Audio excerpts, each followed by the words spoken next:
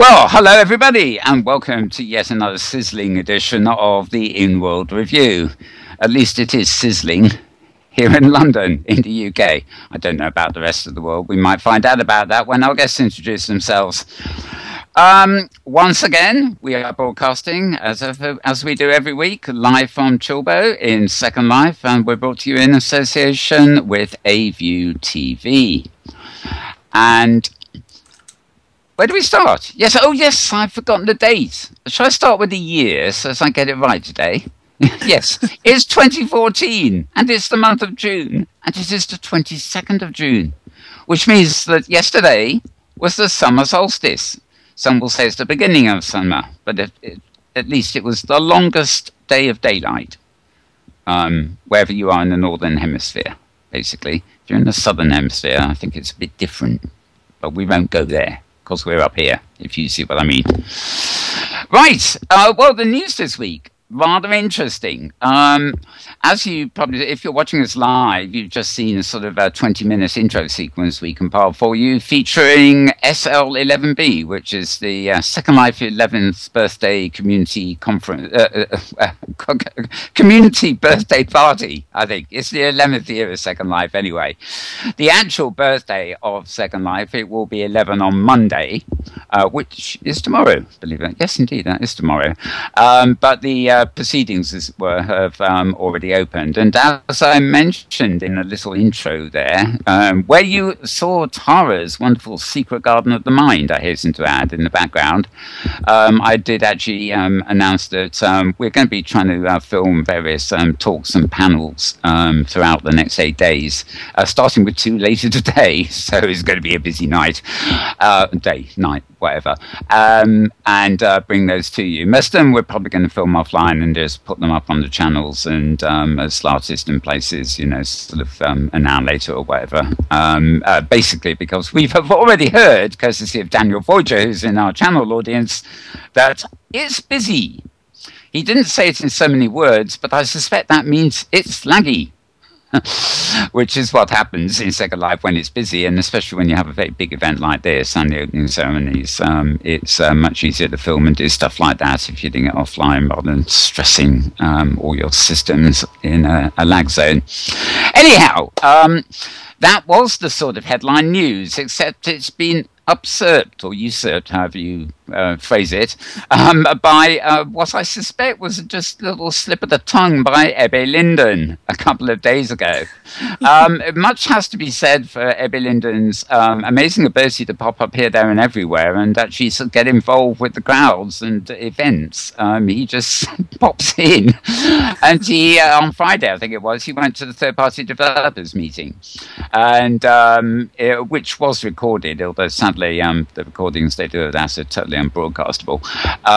But at some point he let slip that, I don't know, it's really even new use. I think it's something that the previous CEO, Rodvik, initiated, that Linden Labs are working on a new virtual world of their own, sort of what's in the last 24 hours become SL2. Not his words, everybody else's words, basically. He let slip that they were working on this, and also he didn't say it in so many words, but people got the impression that 90% of Linden's staff were working on a new world, and only 10% were left working on Second Life. And of course, Second Life people, especially the people at that particular meeting, are prone to speculation and somewhat reaction reviews, because within minutes all the networks were going on about Ebbe has announced new virtual world and Second Life is doomed. They're not focusing it on him anymore, and all sorts of wonderful stuff, really. Dan Voyager, if you are watching live, if you look in the channel chat, he's actually just put a YouTube link in there to the video of the third-party viewer meeting. So thanks, Dan. And, if you can stand watching all that all the way through. Anyway, this went viral, so much so that I think poor Pete Linden and maybe Eddie himself had to come in on the weekend to issue a denial yesterday, saying, oh, no, don't panic, we're not leaving Second Life or anything. And, I wonder if it's a bit of a fuss about nothing, but as we will see in a few minutes, it has led to various blogs and things which aren't just propagating the rumour or the statement, as I suppose it is in a way, but are actually sort of making various comments on the thing. I think we're going to be talking about this quite a bit shortly, so I'm not going to go into too much. But something like this is actually no surprise to me at all. There will always be a time limit on how much Linden Lab can update Second Life again and again and again into the future. Eventually, it would just be a relic, unupdatable. So it really does make sense that they should be planning something from scratch that could be the successor to Second Life, and maybe just a gradual move. If you can export your content from Second Life to a new platform and start the shops and start the economy and start the communities, fair enough. But they're not going to bring up a new platform overnight with a ready-made community, ready-made economic system, and everything else. Look at Second Life itself; it took quite a long while. So the fact they think of the future is actually the most interesting thing. And of course, they are investors in Philip Rosedale's High Fidelity project, so it's not altogether unimaginable that there might even be some connection, even if it be a nebulous one, between those two things. Anyway, we will wait and see. I have a couple of links open from my sort of Twitter stream, and actually I'm going to leave a couple of them till later. As usual, my Twitter stream is absolutely filled with endless links, hundreds of links during the week, 99% of which come from Hypergrid Business. So they will be dealt with shortly, so to speak. I do have an interesting link to a site called The Verge. In fact, I think there are a couple this week at The Verge. I'm going to paste the link into our back channel here, and maybe somebody can put it into the channel chat. The headline is Virtual Reality Panic. And it's just an interesting article to put things in perspective. It's saying, have we learned anything from the VR freakout that happened over 20 years ago? And they make a very good point that we have been here before with different headsets, different technologies, and the fact that at the time there weren't really any virtual worlds to experience them with. But it's not quite as new as you might think from the media fever we get about VR at the moment. So interesting post there. And let me see. Yes, a boss girl, our friend Belt Girl, has a very short blog as ever. She tends to sort of pop up and just sort of have some interesting comments to say from time to time. And she had a link up the other day, and I think it's one of the best headlines of the week, really. The headline of the blog is "From Wow to Whatever." Yes. Very, very compact. The WoW she's referring to, of course, is the game WoW, I suspect. Right, link for Bot Girl coming over too. Right, so those are the main things for me. Otherwise, it's all birthday and Ebby's comments. So first thing I'll go do now is hand over the mic to Tara for her take on the week. Over to you, Tara. Thank you, Mal, and greetings everyone from the Pacific Northwest, where summer arrived, as Mal indicated. And in fact, it was sunny yesterday, and it's sunny today too. So it's not hot like it is in London, but it's a very pleasant, headed into the 70s kind of day, which is always nice. Yeah, this is the SL11B has kicked off as of half an hour ago when the Sims opened to everybody.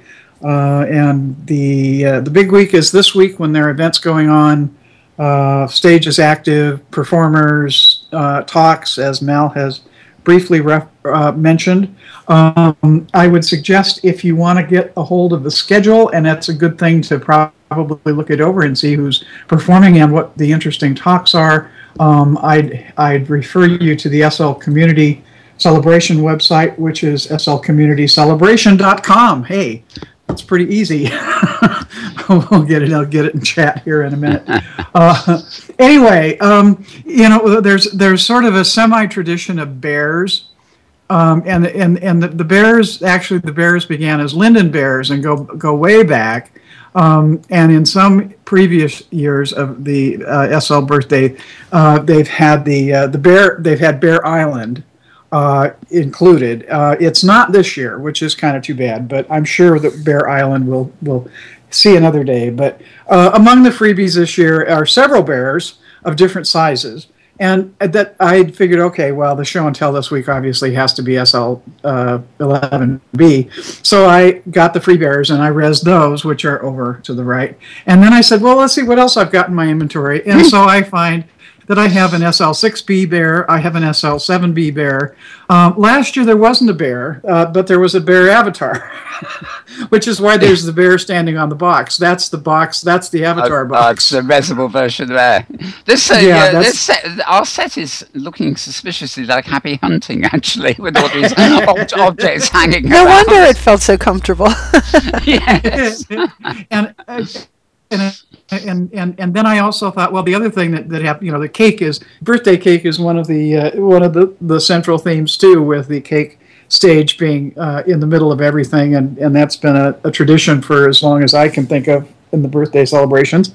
And one of the things that they do is for exhibitors get a cake slice.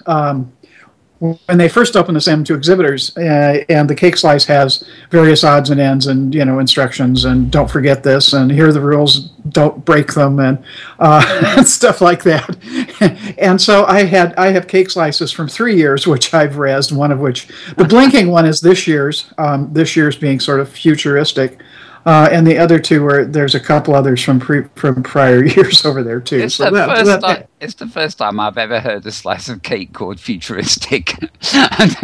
Never mind, carry on. Yeah, well, it's a cake. It's a cake wedge shape, but how many cakes do you see that are blue and have blinking symbols on the top of them? Antenna things, yes. Yes. Which does actually tie in sort of with the cake stage in the new exhibits in this year's birthday, so it works. Anyway, but our resident cat on stage swiped one of the baby bears and is playing with it over on the other side of the stage. It's just such a rascal, that cat, really.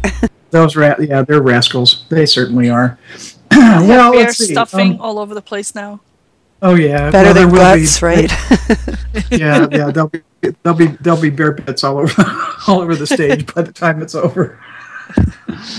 Oh boy. Anyway, yeah. Well, I'm just going to make one comment at this point on the on the news leak or whatever it was on Friday regarding Linden Lab Abby confirming that they're working on a next generation platform, and I would refer you in particular for balanced coverage, I think, to my all-time favorite for covering the techie ends of thing, N.R. Pei, and her blog.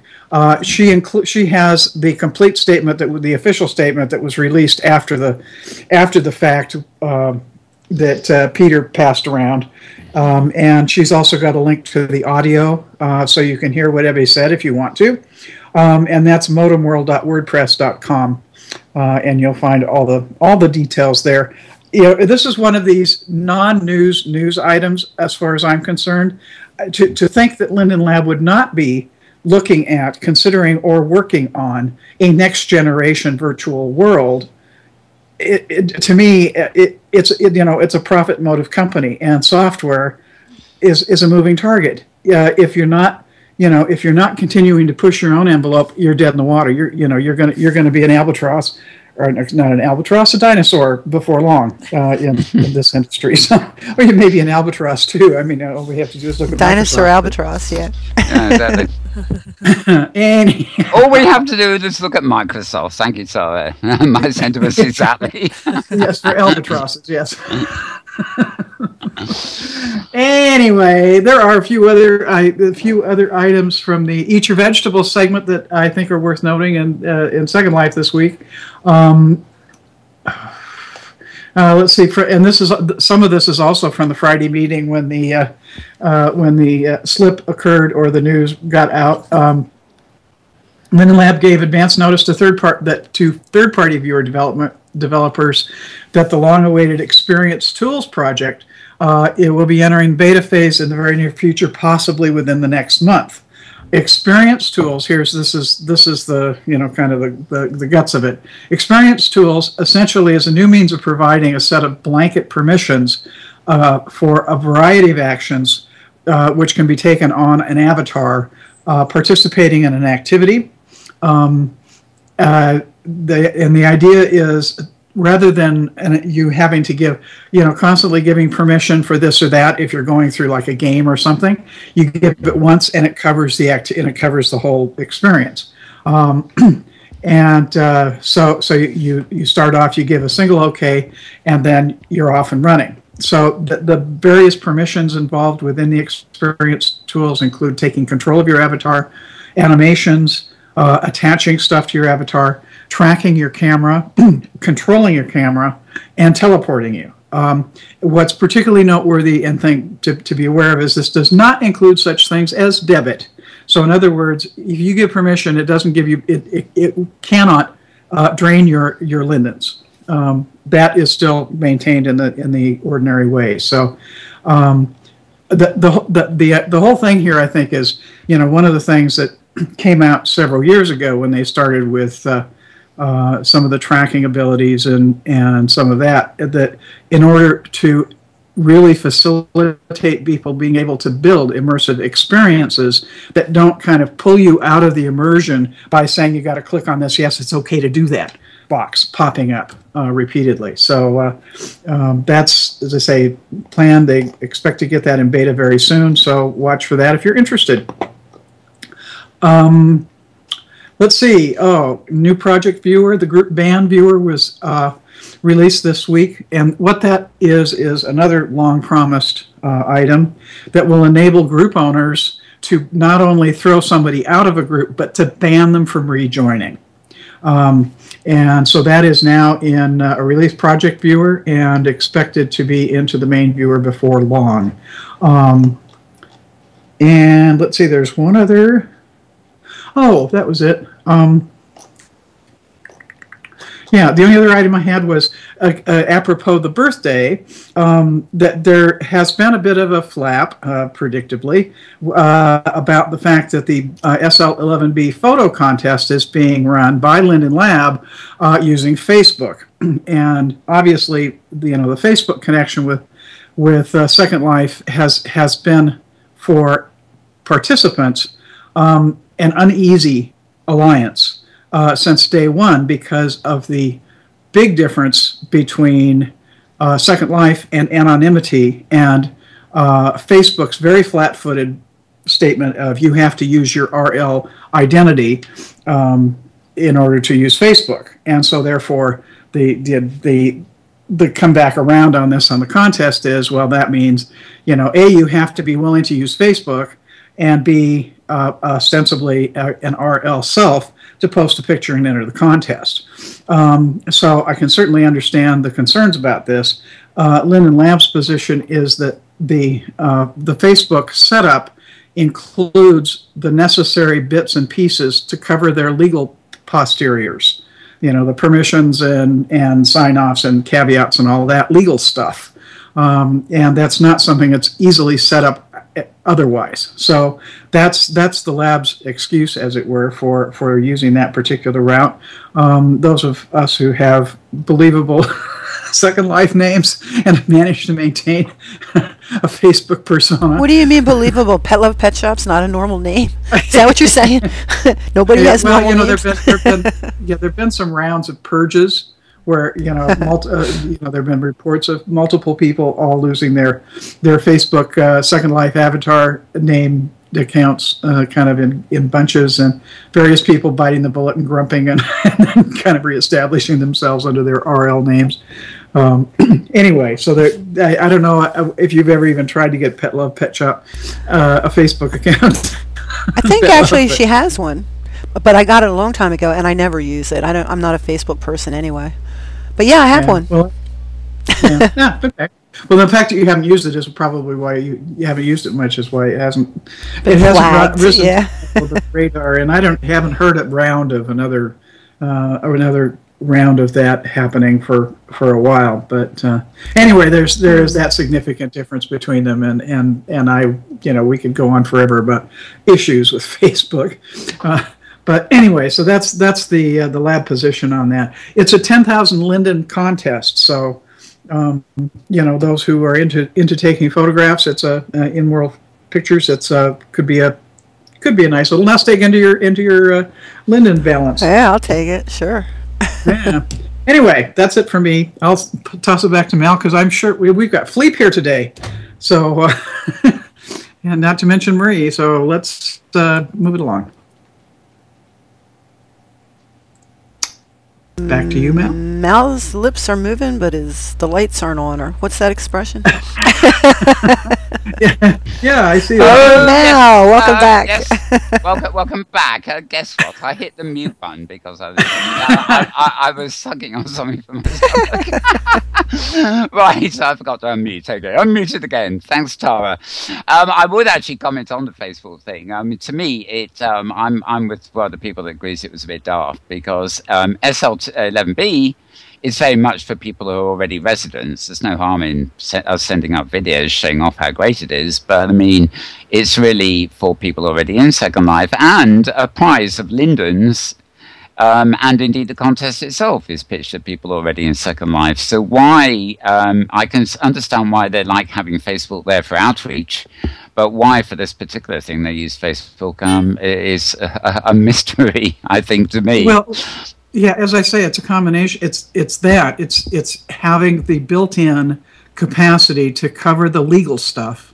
And also, if you think of it, the birthday thing is, aimed at kind of existing users, but a photo contest is a good bit of outreach because it's visibility for interesting things going on in the world. So yeah, absolutely. I just think they could have pitched it via the blog and in world messaging, but it's an aside. It's good they're doing something anyway. I guess it reminds me though that I mean. 10 days ago when I went into the Moses grid with Philip Rosedale to film him, they gave me special permission to get in there, and they seemed quite happy I was in there. In fact, they even announced me as a famous blogger or something, which come off it. But they actually emailed me saying that this is a provisional status, and something about sort of we normally insist on people's real names. And I'm in one of those positions where my real name and my avatar name are the same. They always have been. I always wanted it that way. And I don't think they actually realised that just because Malbones is the Second Life name, it also happens to be my real name.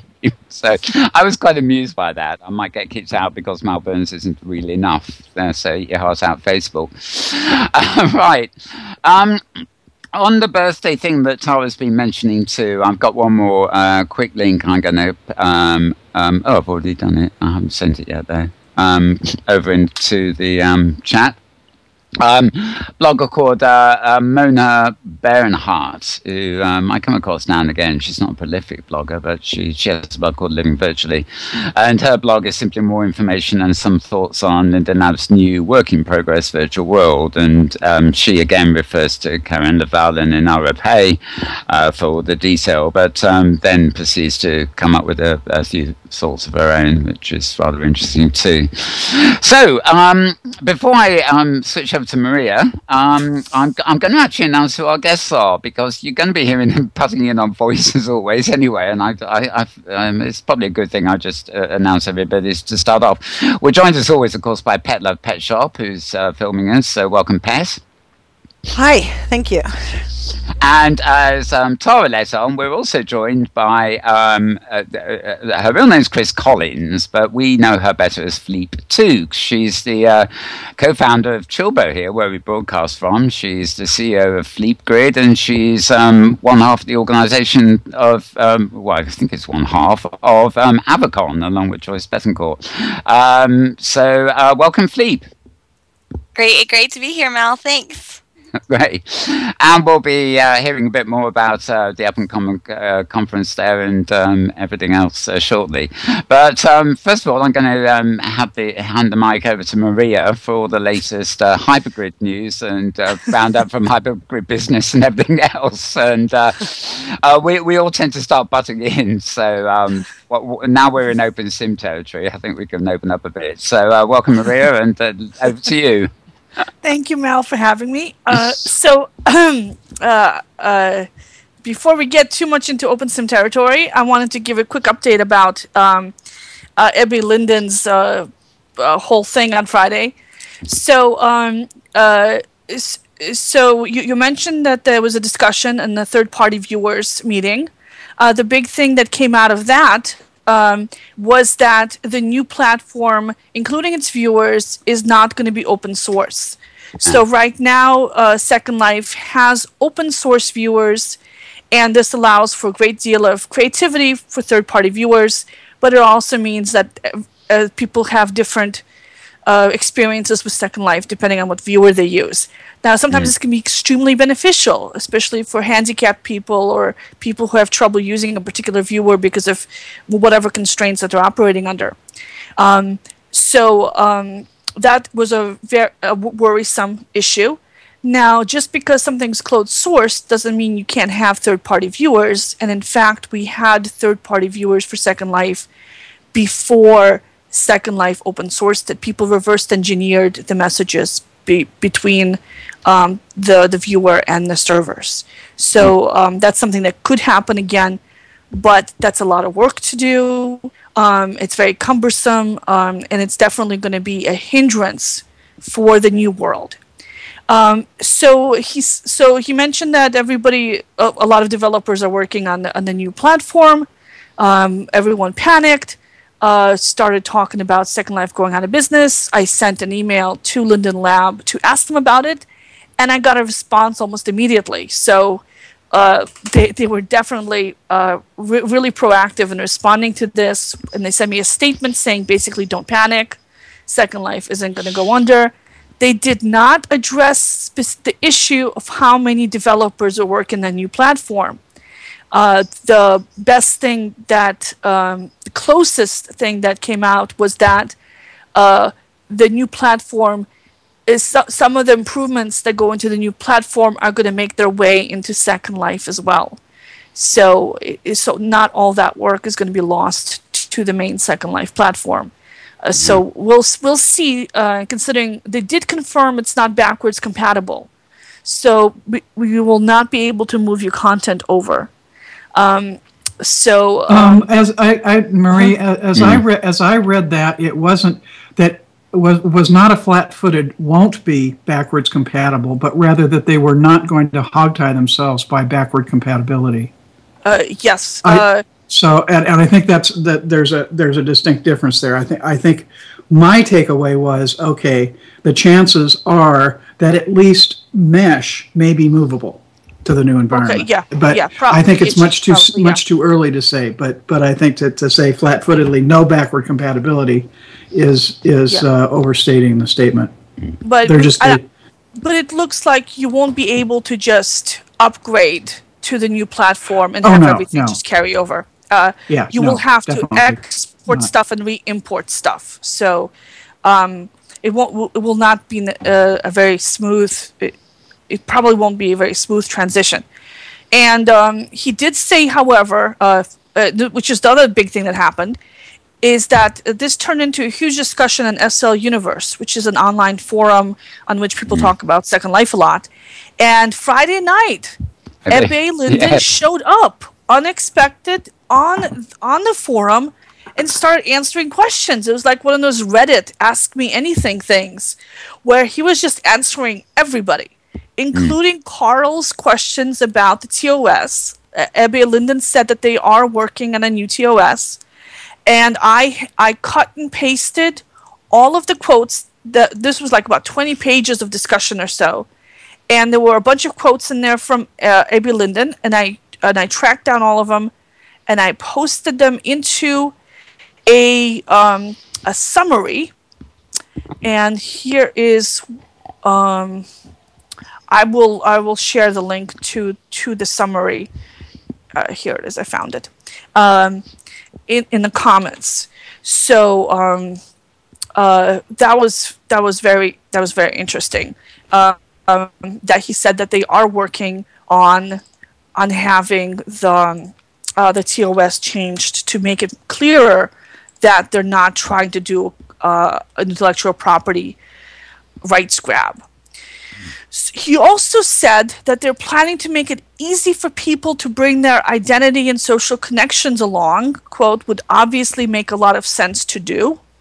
Again, no firm yes or no on that, but it seems like they're working on that. The beta will be coming out next year sometime.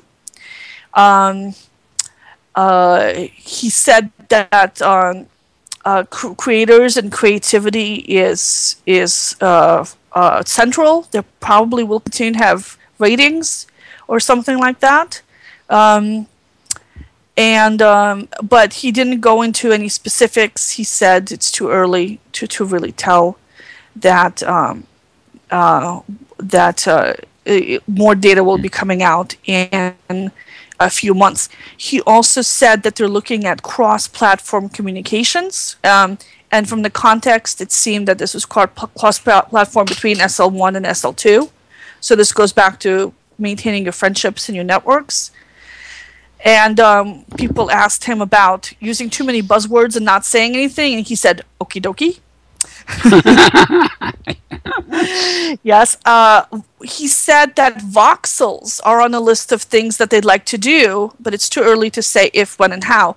Now, voxels are what High Fidelity is using to render mesh content at a distance, so that you can see basically an infinite number of objects that are far away, because they're basically replaced by little voxel blocks.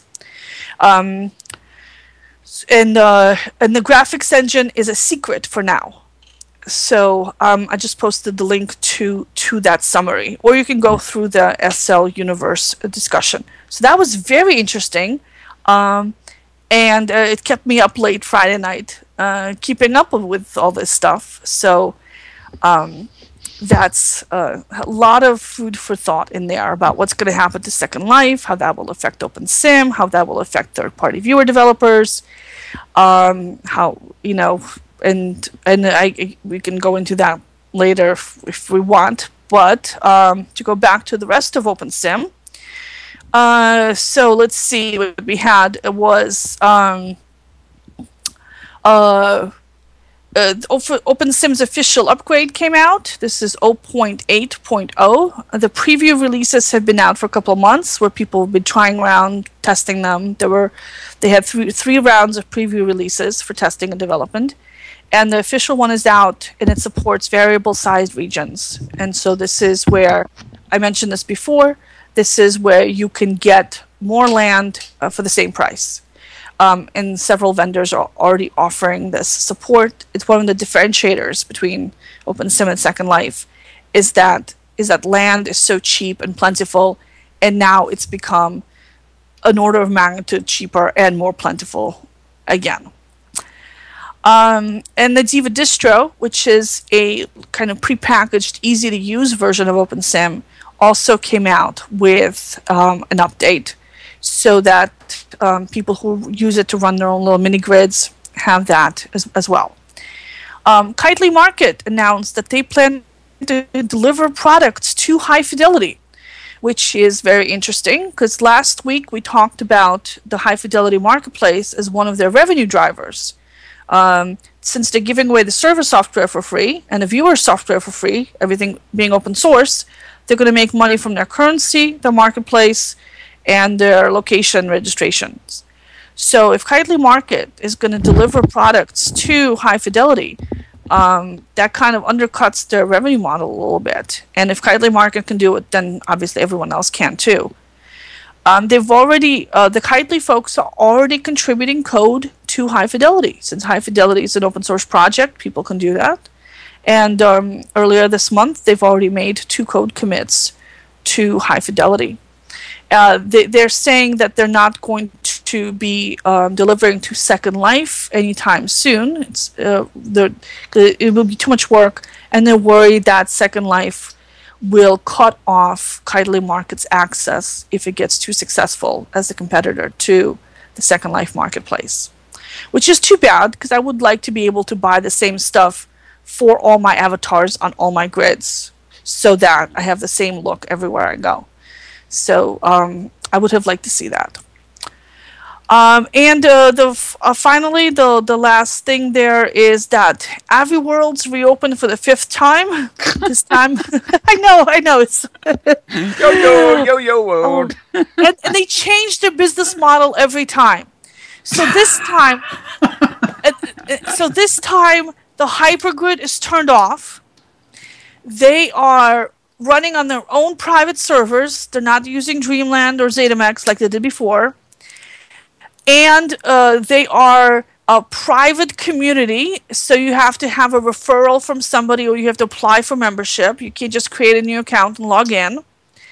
They're giving away 500 AVs, that's their currency, to everybody who signs up.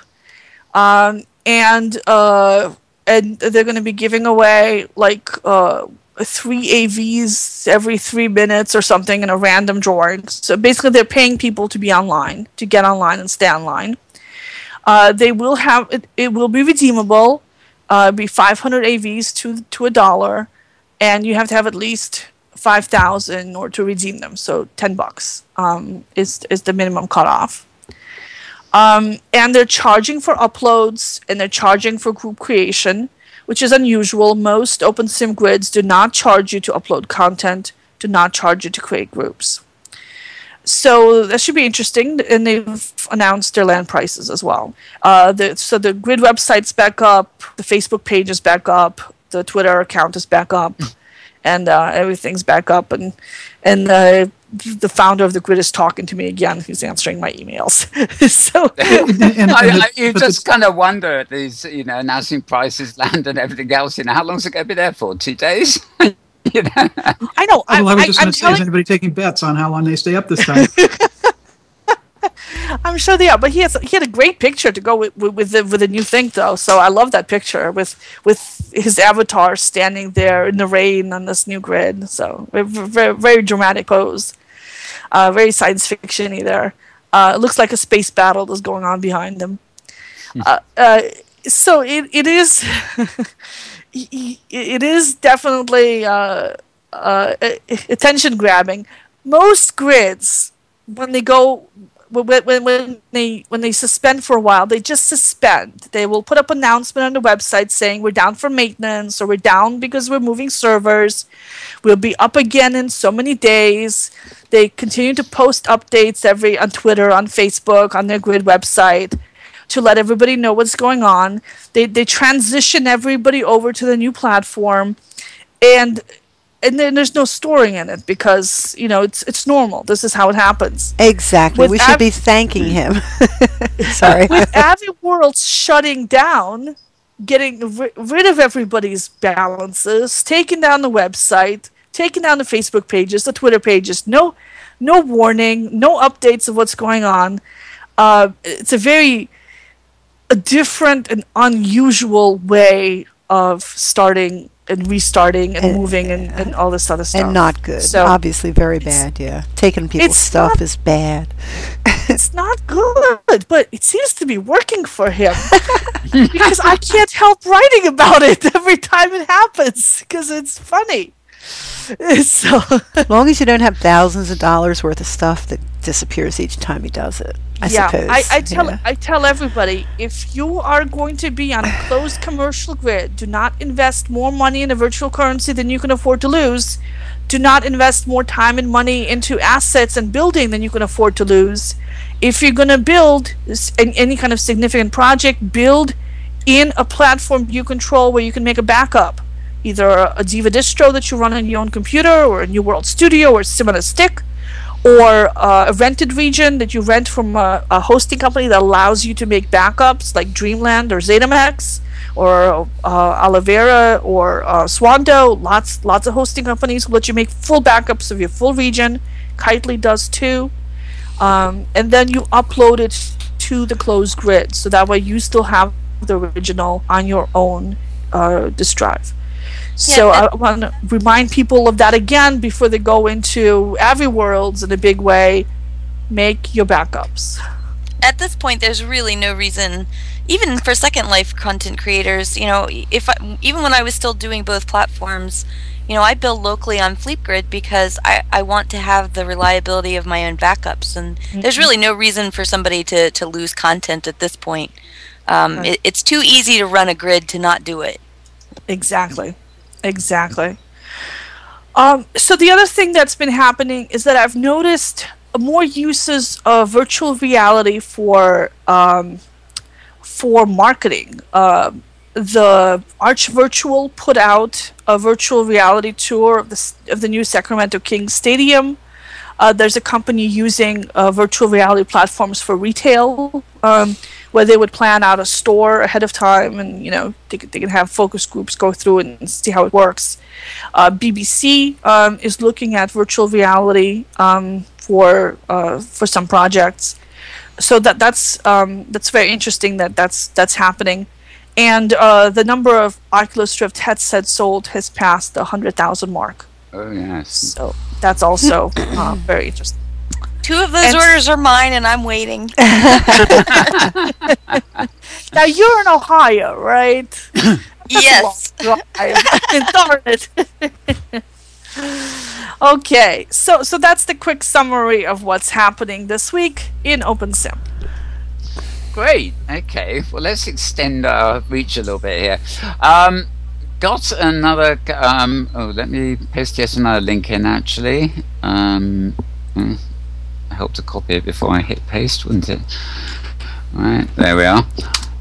You can be whatever and whoever you want. I'm not really sure what this blog is, but the question was, how can a writer use virtual worlds? Stephanie Meister, an American writer, explains her point of view to this blog. And they did discuss what she does in virtual worlds and how it inspires her writing, which I thought was rather interesting take on things. You can imagine a sort of fantasy artist writer coming to Second Life and then building the world they want to describe in their novel, and sort of do their adventures for real and then write it down. I don't know, but that was quite interesting. Also, before I get, and this really isn't my cup of tea at all, but there was the Back to the Future of the Metaverse event that we tried to bring you a couple of weeks ago, and as soon as Rosto arrived, he crashed Second Life, of course, and they ended up doing it on Google Hangout. But they are connected with an event that I shouldn't say this really, because it's happening in Second Life next Sunday at actually it's noon Eastern.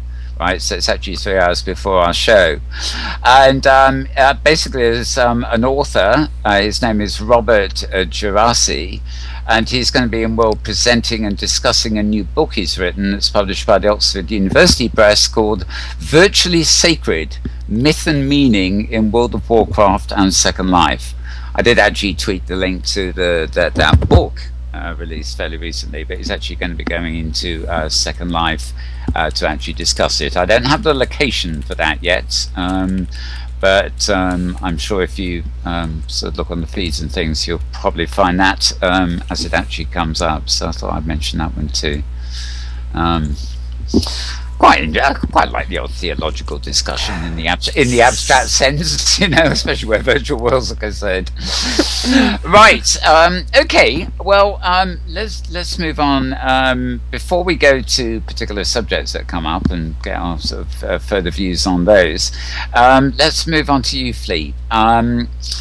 In November, we will have for the second year running the Open Simulator Community Conference, which you, as Avacon, are putting on. You've still got the word out for proposals and doing a whole load of stuff. Would you like to give us a sort of update on that to start with, and then we'll move on to other things you've got? Sure. So this year it will be the second annual Open Simulator Community Conference, and it's going to take place on a weekend on November 8th and 9th. And this year the first year that we did it, we really weren't.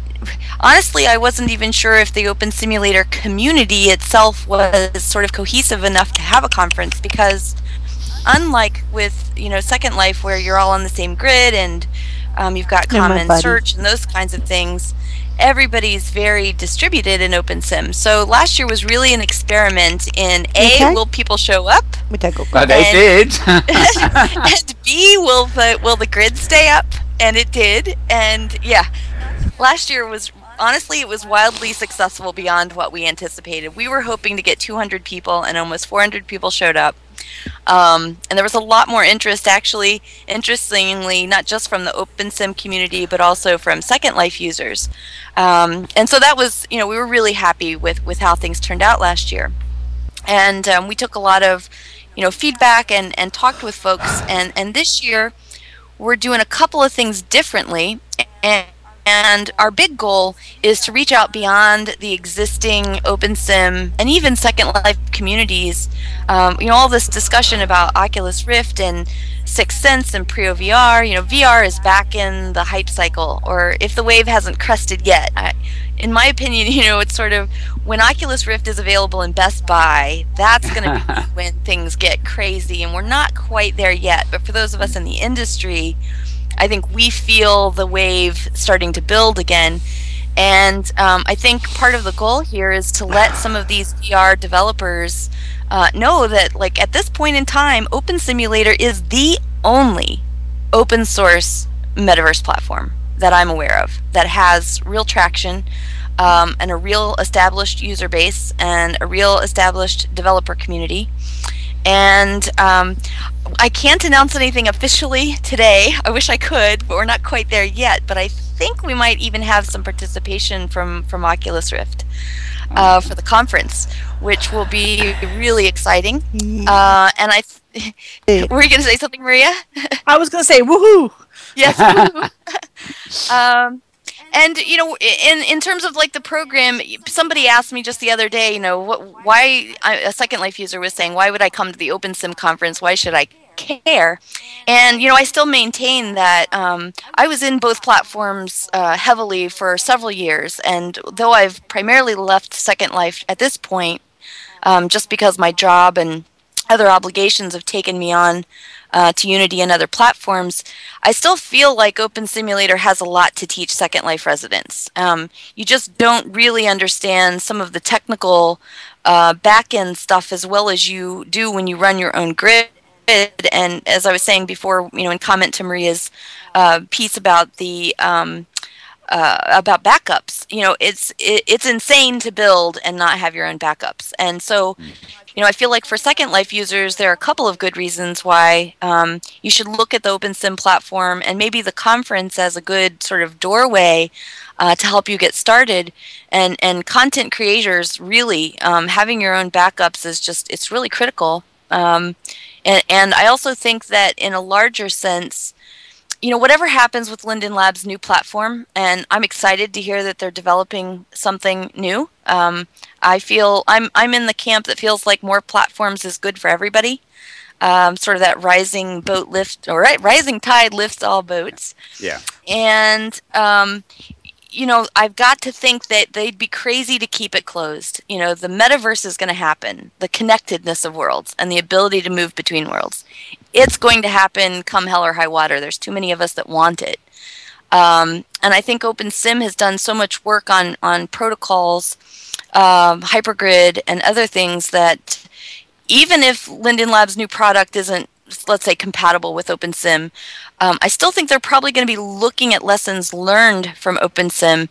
And as more people are working on the OpenSim platform, and we get interest from Oculus and Facebook and companies that have real money to invest, I can only see this space growing. And for Second Life users, that's the easiest jump. OpenSim is different enough from Second Life that it has its own great feature set, but similar enough that the learning curve is still pretty low.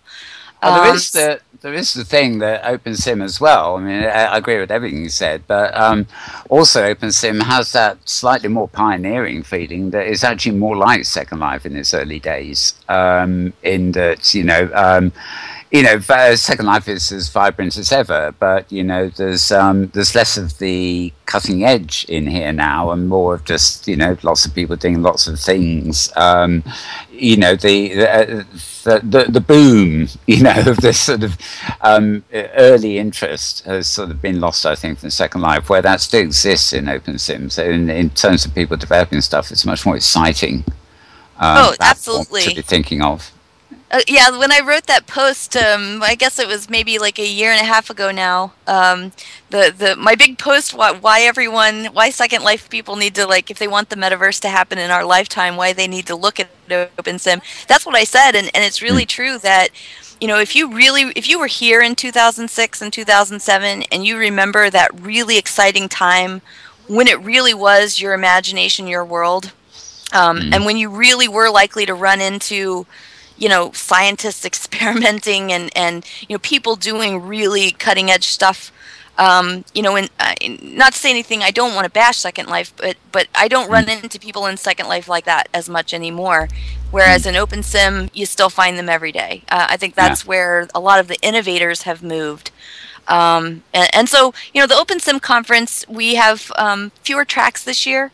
That was largely a management call, just to sort of make things manageable.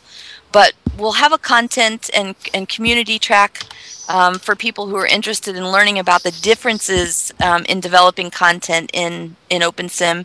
Maria mentioned var regions, so that's like instead of a region being its standard size, like in Second Life, a var region can be pretty much as big as you want it to be without having any sim boundaries. They also do a lot more work with NPCs, and there are lots of other features. And then, of course, the developer track for those who are more technically minded and interested in running their own grid. Educators, I was a long time, very invested part of the Second Life educator community for years and years. And after 2010, when the big the big price hike happened, a lot of those educators moved over to OpenSim, and that community is as strong as ever. As Maria will tell you, of the proposals we've got in so far, educators are outpacing all the proposals. That's fantastic. That's good to hear. Which is typical. And then Maria, bless her heart, is chairing the business and the enterprise track. So for those who are looking at commercial applications, last year that track was one of my favorites. I learned so much about like Bitcoin currency and the metaverse and lots of really interesting stuff. So I just like to invite folks to check out our website. It's at conference.opensimulator.org. We are accepting proposals. The deadline is July 1st. So you got about another week or so if you're interested in presenting. And we're also running a crowdfunder campaign. So if you got $10 to spare, we would certainly appreciate the support. This is like the Second Life community convention used to be. This is really a grassroots community-run event. We don't have big mega $1 million sponsors. It's largely done with donations from folks in the community. So we're always very grateful for the support that we get from folks. So we think it's going to be a great time this year, though. We hope people come. Okay. I need to ask a quick question to people watching on the channel. Both my previous screen and the window have gone black. So are we still broadcasting a picture? Is somebody in the channel? I see everything okay you here do now, see, just for what it's worth, yeah. Right, okay. And in the meantime, I'll try and stop fiddling with my headset. And I see everything too. Thank you. Okay, that's fine. Then I'll just have to work blind. I actually did notice in the channel, it's interesting, Lap actually asked which thing came first, Second Life or Open Simulator. And I think Daniel says Open Sim was about 2007, he thinks. But yeah, in fact, a lot of Open Simulator at the start was based on code that Linden Lab sort of open source. No code in Open Simulator came from Second Life. Oh, okay. OpenSim is written from scratch using a different programming language, totally different backend infrastructure, and in fact, people who had looked at any Second Life code, such as the open source viewer code, have not been allowed to contribute anything to the Open Simulator server project until about a year ago when the foundation was set up to handle the IP rights issues. The reason is because the Second Life code is licensed under a very different license than the Open Simulator software. Open Simulator was reversed engineered from Second Life, where they looked at how it worked and they figured out their own way to do the same thing. Okay. It uses the same messages as Second Life, the messages sent between Second Life and its viewers. So OpenSim uses the same messages. It's called the Lib Open Metaverse. But other than that, the code is all unique, written from scratch. Okay, I stand corrected. I mean, I tend to fall into this trap mostly because our viewers are so similar and things like that, and everybody who goes from Second Life to Open Sim thinks it's like Second Life, and if I say we're on the surface before they realise they don't see the differences. But there's a common misconception that Second Life kind of created the groundwork for OpenSim by open sourcing the viewer, and it's not the case. The groundwork for OpenSim was created when people built bots, when they decomposed the messages before the viewers were open sourced, and using the LibOpen Metaverse standard, and that's where OpenSim originated, not with the open source viewers.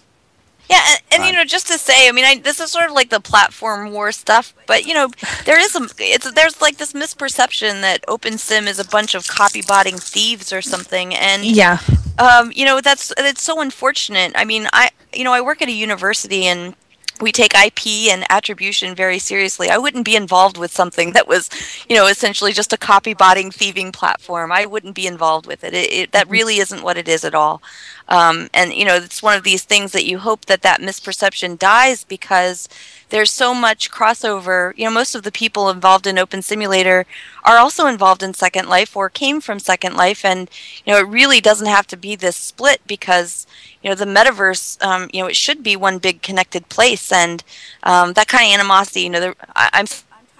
I'm tired of those rumors. I want them to go away so that we can all continue to work together and collaborate and not have these kind of artificial barriers. There were two things happened recently, which if you haven't seen our shows, actually may have passed you by, Fleep. But one was that the thing I'm thinking of actually is Philip, when he did Philip Rosedale, that is, talked about high fidelity, and he went into Moses to do it about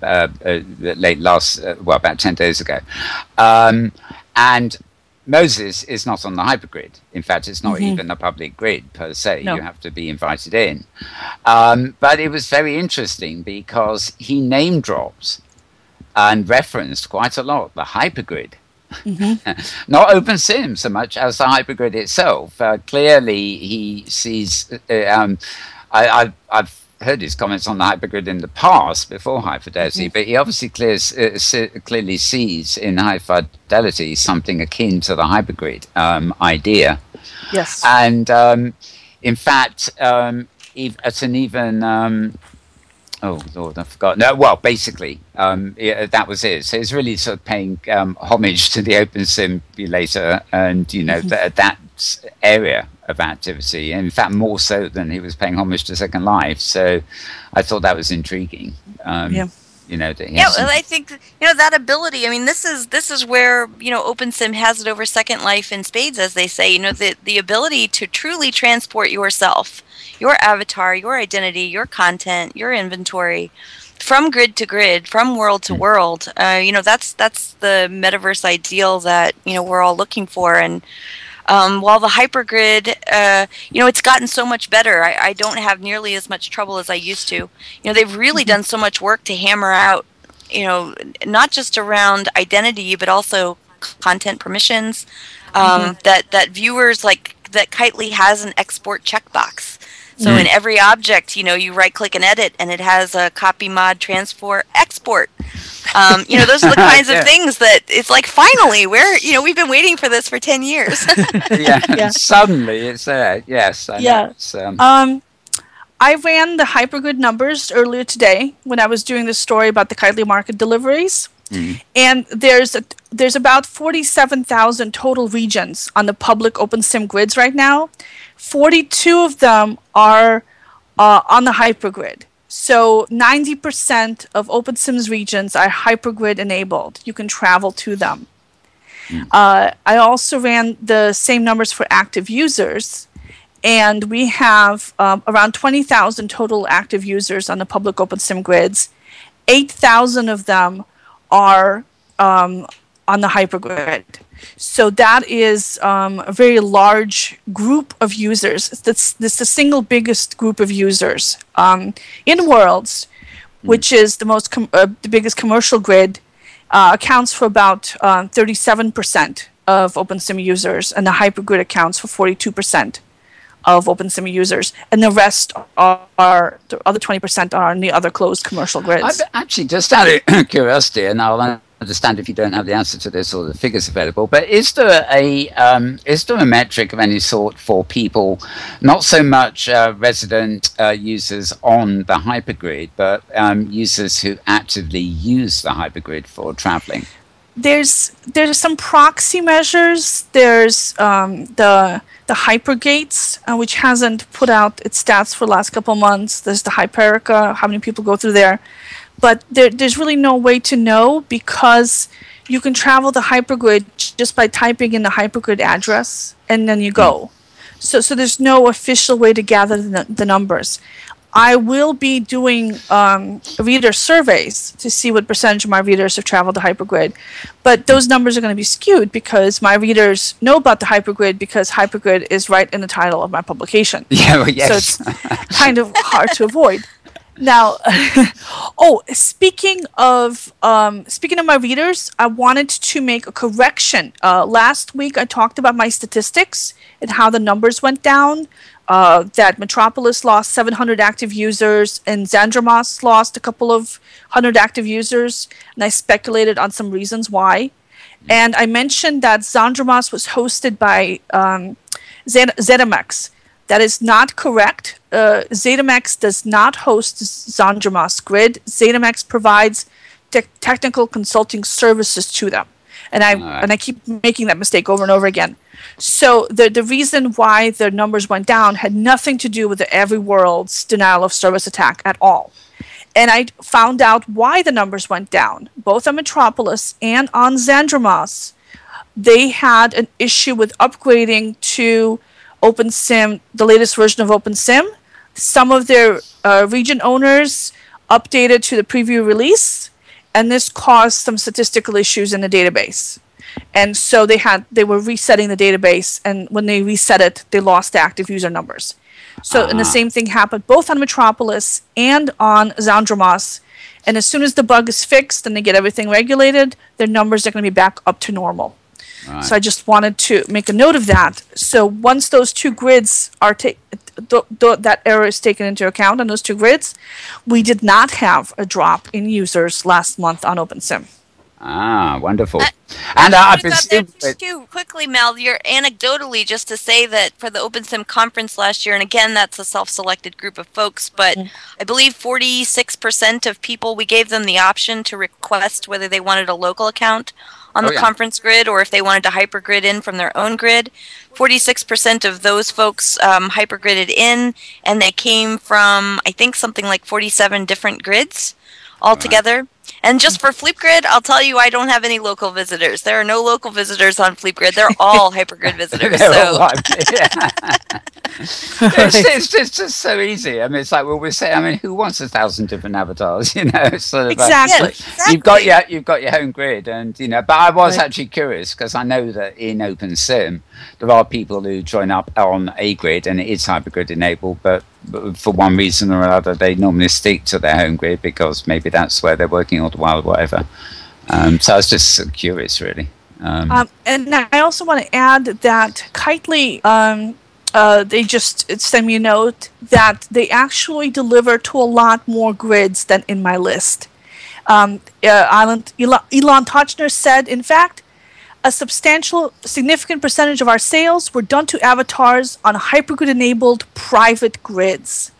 Yes. And this is very interesting. It's amazing. This is so if you're a school or a small company or a nonprofit, you can create your own grid. You control your content, your users, everything on the grid is yours.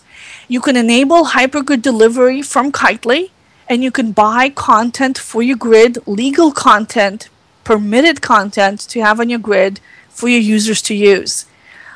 Very interesting, and definitely one of the unique uses of OpenSim, because you get full control plus access to commercial content. And that is something that's going to grow, and I think it's something that's very interesting to keep an eye on, especially if you're a content creator, some of whom are reporting that they're now making more money in Kitely than on the Second Life marketplace. Yes, that's because seriously, the OpenSim community is so hungry. We're so hungry for content. We need so many of these content creators to go to Kitely, for Pete's sake. I was building today, and I needed it. It's where Second Life was in 2004. There's a growing number of users and not enough content creators, and it's just shocking how easy Kitely's marketplace. It's smooth as silk getting the delivery. I've gotten stuff on 4 or 5 different grids now, no problems. So I hope more people will look at it, because I think the OpenSim user base really is ripe. It's a great marketplace if you're willing to try it. And I want to add to that a lot of the users in OpenSim are institutional users. When I did my last reader survey of Hypergrid business readers, and we have about 20,000 unique readers a month right now, the single biggest section of them were educators. So these are people with institutional budgets, school budgets, not yes, we have money. Yes, we have money and nothing to buy. Schools, companies, and nonprofits are good at respecting license terms, because they're organizations. They don't want to have lawsuits. They pay attention to this stuff, so they make great customers. They have real budgets. They're not like end users buying a pair of shoes here and there. They have real money to spend on real builds. And they're in OpenSim right now. They're in OpenSim because they have backups, they have full control of their users, they have full control of their environment, and they have full control of the server software. In OpenSim, you can run server-side modules that can add any kind of functionality you want to your world. And this is something that's not possible at all in Second Life. So for an enterprise user, OpenSim has a lot of advantages, and they want to spend money on the content. So if you're a creator listening to this, check out Kitely, dip your toe in, see how it works, see how you like it. I must go and raid the Kitely market to see if I can find more broadcasting tools. It's the same. It's the same thing. Every time I want to do a program in OpenSim, I think, oh God, I haven't got Herd, and I haven't got this, and I haven't got that. But it's just all changing, and Kitely have made a huge difference to that, I think. All I've got to do now is raid Second Life and tell people to get out there and do their same products, for the Kitely shop. Well, then it would be better to sell stuff on the Kitely grid than the Second Life marketplace, wouldn't it? If you were a new person going into a small store business type of thing. Yeah, you think? There's less competition in Kitely. Yeah. There's less competition. Almost everything is still needed. So you can start in with very simple stuff and still have sales, because people want legal content. They want a lot of it, and they're willing to pay. I still want a decent wig. I haven't got a decent wig in OpenSim. I have to compromise with my newbie looking hair. Yeah, no, it's but I mean I think it's a real shame that Kitely can't sell into Second Life as well. You mentioned that earlier. I mean, it's you can sort of understand Lyndon's Kitely's reaction rather, because after all, the Second Life marketplace exists really because what was it called, X-Res and something else. I mean, Lyndon now On-Res and SL Exchange. Lyndon now quite literally forcibly bought out the decent stores that were online stores for Second Life and incorporated them into their monetary system. So Second Life is actually based on monopolizing an awful lot. Yes, the Lyndon dollars. I mean, that Kofi used to call it gomming when they gommed on, because what was that? GOM was the acronym for the first currency sellers. Yeah. Oh, God. That's ancient Second Life history. That's a riot. It just reminded me. I was laughing earlier because of this currency called Avies. I mean, you've got in Lyndon's world, Second Life, I should say. When somebody talks about Lyndon's, you're never quite sure whether they're talking about a staff member of Lyndon Lab or whether they're talking about money. And I can see this happening with Avies. Are you talking about Avies the money or my Avi? A very a bit of an odd name for a currency, really, when it means something else as well. But there you go. Yeah, but I can see why Kitely is a little hesitant, given what happened to the other marketplaces that sold into Second Life. That as soon as they finish building the infrastructure, it'll get closed off because it's a competitor. Because I do like the Kitely market very much. It's very easy to use. It's very easy to find stuff in there. We can make a delivery. Now, there is a way to buy on Kitely for Second Life. You buy exported content, and then you download it using a viewer, and then you upload it into Second Life using that same viewer. So all the latest viewers have an export option. Now, it's not everything exports as well as other stuff, and every viewer does it differently. But that is something you can experiment with. Do any of the viewers, content. Maria, do any of the viewers, I guess I haven't looked in a while, do any of the viewers allow you to export contents in objects like scripts and sounds and things like that, or is it still just the object itself? As far as I know, it's still the object itself, but the latest Singularity has a new kind of format, and it might be exporting more stuff. I haven't been able to get it to work yet. I haven't really played around with it yet. That's kind of on my list of things to do, is figure out how that works. Is that the Replex viewer, or is that...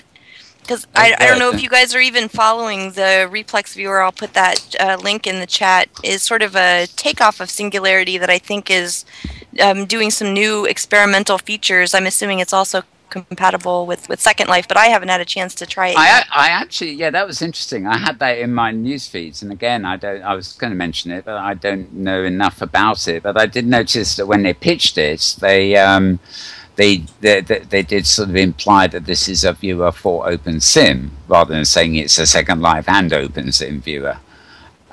Which is something, which is actually something, if they do make fundamental changes, I think it's something we've always really needed, is a dedicated viewer that gets rid of all the Linden legacy stuff and is devoted solely to the interface and availability of things on the hypergrid, really.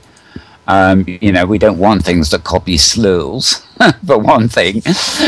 We don't want pop-up boxes that give us SL Linden Lab specific, facilities. We, just want something that works with that environment. On the other hand, it does make it easier for people to switch over. If the same viewer that they use for Second Life, they can use for OpenSim, instead of just, but when the login screen, that they normally use to log into Second Life, all these other grids are mentioned, and they're like, I wonder what this one goes to. I wonder what this one does. And then you don't have to remember where everything is. I switch viewers so often, and every single button is in a different place and a different menu item. It just gives me a headache every time I do it. It is nice to have a single viewer for every world that you're in. Yeah. Even nicer to have a single avatar that you can just teleport between worlds.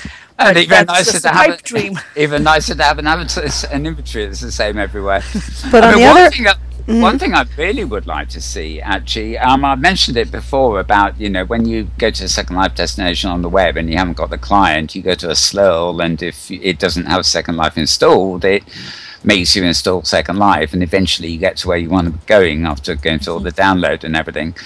There isn't that system with the hypergrid, even though there's hypergrid addressing systems. But something I would love to see is that a way of registering my home grid's avatar in such a way that from the login screen I could actually log into another grid and appear as the avatar from my own grid, if you see what I mean. So, I would now be bound bones at OS grid. It's in the works. That was kind of the intent behind the Hop 2 mechanism, but different viewers kind of were implementing it differently, and it kind of trailed away. I've been trying to push the viewer developers to get something going. Maybe at this year's convention, when they get together again, that will be the big thing that they fix. Like last year, they fixed the 496 bug. You know, and I think there's also part of the issue with that is because Open Simulator is open source, there's always this sort of pushback against centralized, you know, in order for some of the things that work well in Second Life to work similarly in Second Life, it would require some sort of central registration or central database or central asset system. And, you know, that's the kind of thing that from a philosophical perspective, a lot of open source developers, you know, are trying to avoid centralization wherever possible. Yeah. So trying to figure out how you get that kind of continuity across many different grids and still do it in a decentralized way is part of the with that they're trying to tackle. It's kind of autonomy with a sort of with a fixed backbone kind of thing, isn't it?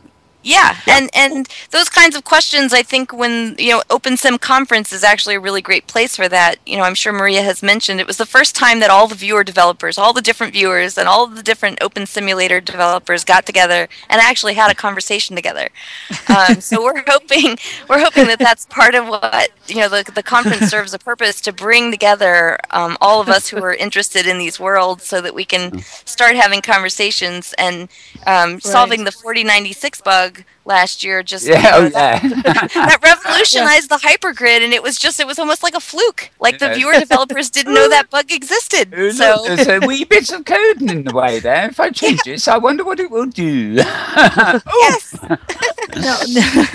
Yeah, but you know, and of course, you know, I remember we had people like Avanation there and stuff who were at the time. Well, they still are, aren't they? Closed grid, but you know, they were still an Open Sim community member, even though they weren't on the hypergrid. So they, you know, a lot of, you know, yes, a lot of interest. Our tagline here is that we're you know, in terms of closed and open grids, we're agnostic. The Open Sim Conference is open to everybody, and it's especially open to anything related to Open Simulator. So we're interested even in hearing things like the Rift or, you know, associated technologies. It's not just all Open Sim all the time. It's things of interest to the Open Simulator community, which, you know, like I said before, a huge subset of Open Sim users are also Second Life folks. So, to get back to Avacon, just as an anecdotal thing, your partner in Avacon, Joyce Bettencourt, sent me an IM last night saying, we're doing this thing on Ustream, come along, which is one of your, it's branded as Avacon, isn't it, the Metaverse Cultural Series, and I ended up, unfortunately, I was having a chat with the people there, and I didn't realize that Ustream was actually posting my chat comments to my Twitter feed, so all my followers who are looking for news links were getting all these bizarre remarks from me saying, snail races eat your hearts out was one that popped up on my Twitter feed, which must have meant nothing to anybody. But in fact, except Racer, who was probably wondering what the heck you're talking about. Yes, in fact, and that could be most embarrassing. Though he was, we should send our belated birthday wishes to Racer. By the way, he was having 10 years, a big 10-year res day party yesterday. So a lot of original content there. I imagine he was too busy with that to see my Twitter feed. Thank goodness. But it was quite curious because it was a broadcast from Minecraft. And it surprised me at first. I thought, you know, this doesn't really seem like serious metaverse stuff, especially when it wasn't, you know, it wasn't a commentary saying this is what can be done. It was horses and dressage, looking like Lego pieces, and they were animated and the fireworks, and it was all very carefully choreographed. And I got into it after a while, but you know, it was like watching snail races. It was just a laugh, but it surprised me. I mean, what else is Avacon up to apart from Lego dressage and community conferences? Well, you know, Avacon, our mission is really about the metaverse, about building community in the metaverse and celebrating the metaverse community, which is sometimes not quite the same thing. So the Metaverse Cultural Series, we're really trying to celebrate. If you remember the group Not Possible in Real Life, Bettina Tizzy used to do tons of great stuff here in Second Life, and we're sort of trying to do that in other platforms. Like, what great stuff is happening out there in the metaverse that can't be done in real life, and we're exploring stuff on all kinds of different platforms. So we've got Minecraft, and we're going to be in several open sim grids, and we're looking at World of Warcraft, and whatever platform that avatars are interacting. We're trying to sort of look at the art and culture and history and some of that stuff. And just in general, Avacon, we started from the Second Life Community Convention, but our hearts were always in the metaverse space. And we are focused on some of these virtual events right now, but we also feel like we're rapidly approaching the time when we want to start doing real world events again. Because as the metaverse grows and as the communities sort of start to collide with each other from these different platforms, we felt like there was so much tremendous value. The Second Life Community Convention was always just a wonderful experience. And for all of the work that we do with each other in virtual reality, nothing replaces a handshake. Nothing replaces actually sitting down and eating a meal together, or giving people real hugs, or seeing somebody that Mal. One of these days, we're going to fly you to the U.S. and we're going to sit next to each other in real life and have a great conversation. And so Avacon as a nonprofit, we're a 501c3 nonprofit, and our focus is really the metaverse as a whole. So the OpenSim conference for us is just a piece of our larger mission of really supporting the people making the metaverse a reality. Well, I'll put that link in case anybody missed the Minopticon too. That's the name of it. And sure. Dave Spenceley puts that on. He used to do the Sky, and he may still do them, the Sky Dance performances here in Second Life. Yep. Yes, yeah. I mean, it's a far they're still here. Sky Dancers. It's a far cry from Sky Dancers, but actually, one of the great things about it was very professionally narrated as well. So, while I was watching it, despite being amusing and stuff, I can't believe this. The way he narrated it, was. Fairly gripping in its own right. So it's hilarious. It's fun. It's just fun. You really should check it out. Now, actually, Maria's raised a very interesting thing to discuss, which I'll come to in a minute, I think. But you mentioned earlier that maybe somebody from Oculus Rift or something like that may be at this year's convention. But this VR renaissance we're going through, as it were, is very apart from that article that harked back 20 or 30 years to old game arcades and things, it is, I think, a very different thing this time round, because it's hardware orientated, and everybody's running around to try and create and find the software to run on it. Whereas at the birth of Second Life, for example, it was software orientated, and whatever he says now, it depended on a mouse as well as a keyboard. And I think this could this is a different aspect of, I think, the change that may be happening here, and it may bear on your idea of saying having real world events. Many years ago, I was involved in producing comic books at the time, and one of my client publishers, I just got on with him. We ended up sitting down and talking about ideas, which if he'd had his sense, he would have kept under his own hat. But he always used to say to me, what we need is a gadget magazine, and for men. And I'll explain that bit in a minute because of another subject coming up. But he was convinced, and as it has panned out to be true, is that men particularly, although I won't discard women, are really fascinated by gadgets. And I think a lot of this renaissance is in the gadgetry.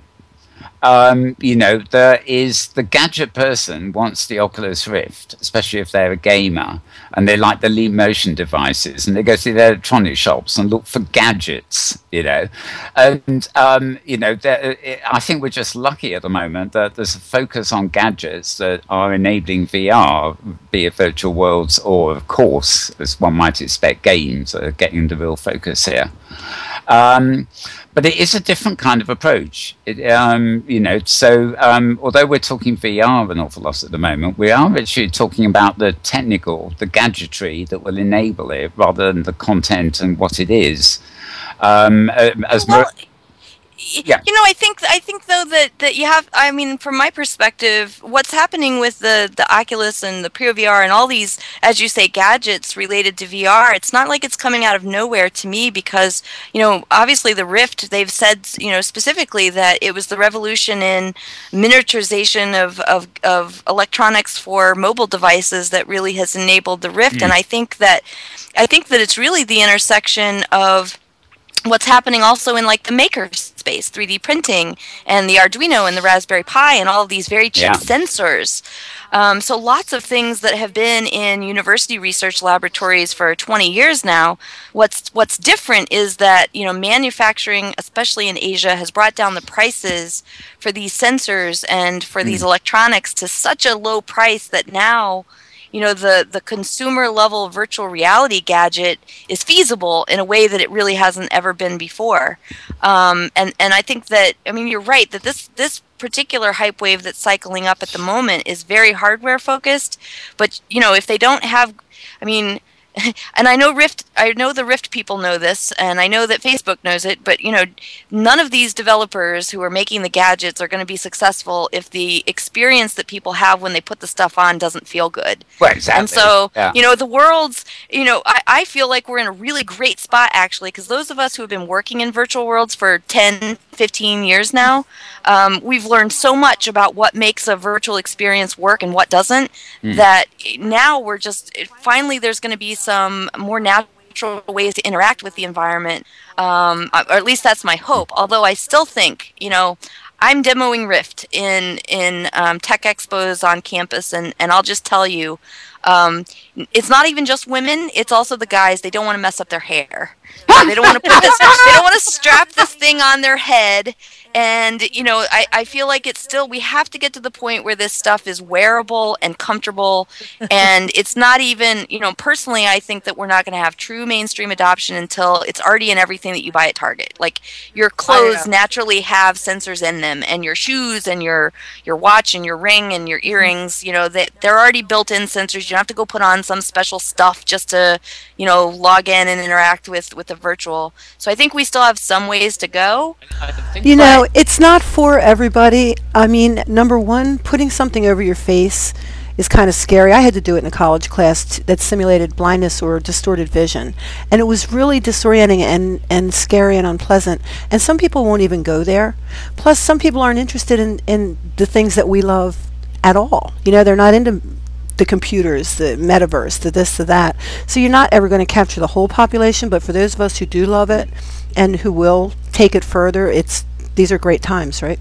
Oh, yeah. Well, I disagree with that. Actually, I disagree with that. I know. We will hit a point. There, when I'm sure you guys all read the article when Lucky Palmer was talking about the moral imperative of the metaverse. And I think it's going to take some time. It won't happen overnight. But frankly, the thing that we've always known about the virtual reality experience, and that pixels are simply cheaper than atoms. And the ability to build stuff and create stuff, the barrier to entry is only going to get lower and lower. And I think at some point, the cost equation just becomes, it won't make sense for a business to build a brick and mortar store when they can do it for so much cheaper virtually. Well, that's true. So there that's will come a point where people have to come in. Definitely for business. The technology is going to get easier, and we will experiment with different form factors. The web was created, 24, 25 years ago? My mother-in-law just finally got a tablet a couple of years ago. We got it for her for Christmas, and she uses it for Facebook. The form factor got easy enough and natural enough for her to use. Now, with the accelerating cycle of technologies, I think it'll take less than 20 years for us to get there with virtual reality, because everything is moving. We'll all be dead. I plan to live forever, and I plan to upload my brain into OpenSim. So you find it on Kitely and Second Life Marketplace. I have to act devil's advocate here. I too want my brain up there, please, and there ain't much time left, I think. So hurry up with this stuff. But I do know people seriously that in real life who I've introduced to Second Life, and they can't handle it. And this is with the mouse and keyboard. They're on their computers all the while, so it's not a computer thing. They're not phobic about computers. They just can't handle that level of immersion and the thought that these real people as avatars are around them. It's also like they've taken a bad drug and they're having a bad trip or something. Oh, wow. They just can't handle it. Now, I think that's always going to put people off who don't want to somehow go that far and engage that much. I think that would be solved in evolutionary terms. I mean, generations down the line, that won't be an issue. Kids these days have grown up with games and things like that. They're totally used to immersion. But there does seem to be an immersion phobia that still exists in actually less older generations, but like middle-aged generations, it seems to me, where it's just too off the radar for them to want to make that jump, although they're quite happy to jump into smartphone eras and stuff it's like that. Some kids really don't like having their hands messy or slimy, and other kids love it. Like some kids will do play, some kids won't. Everybody has their own particular set. So, but you never know. It's still all good stuff. I remember covering, I've been around for a while. I remember during the first transition to graphical user interfaces that there was a whole generation of adult people saying things like, I'm never going to use this mouse. It's a toy for kids. Yeah. It's stupid. It's slow. I hated them. It's way inferior to DOS. I'm never going to switch over. And then all of a sudden, kind of everybody just forgets about that and switches over. So once we had a critical mass of enough people using it and liking it, the other people are going to say, oh, okay, I'm still not a big fan, but it's built into my new computer. Everybody's my school on it, requires it. It's so convenient, and all of a sudden they're using it too. Yeah, well, it's ubiquitous. It came with the Mac, and then even Windows users needed it. Exactly. It became went viral. Something nifty, like the Leap motion device. I think especially with its new drivers, might if it's marketed right, have that potential because it's just something you have there and use. You don't have to strap it all over your head. And talking of what's his name? It was going on about the moral imperative. We actually published a few weeks ago now the interview at one of the whole host of conferences we've had recently, where he was talking about Oculus, and he actually just pulled out a pair of boring sunglasses out of his shirt pocket and put them on, and looked at the guy who was interviewing and said, "Well, this is where I hope we're going." Yes.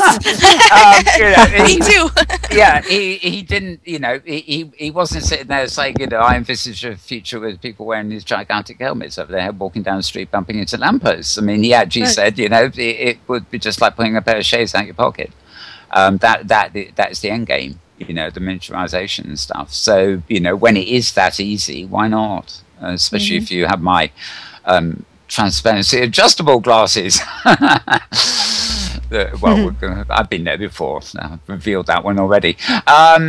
So yes, but I think the gadgetry-led thing of this is actually quite important because it's very easy for some of us who are very involved in immersion to wonder why it hasn't taken off sooner to any great extent.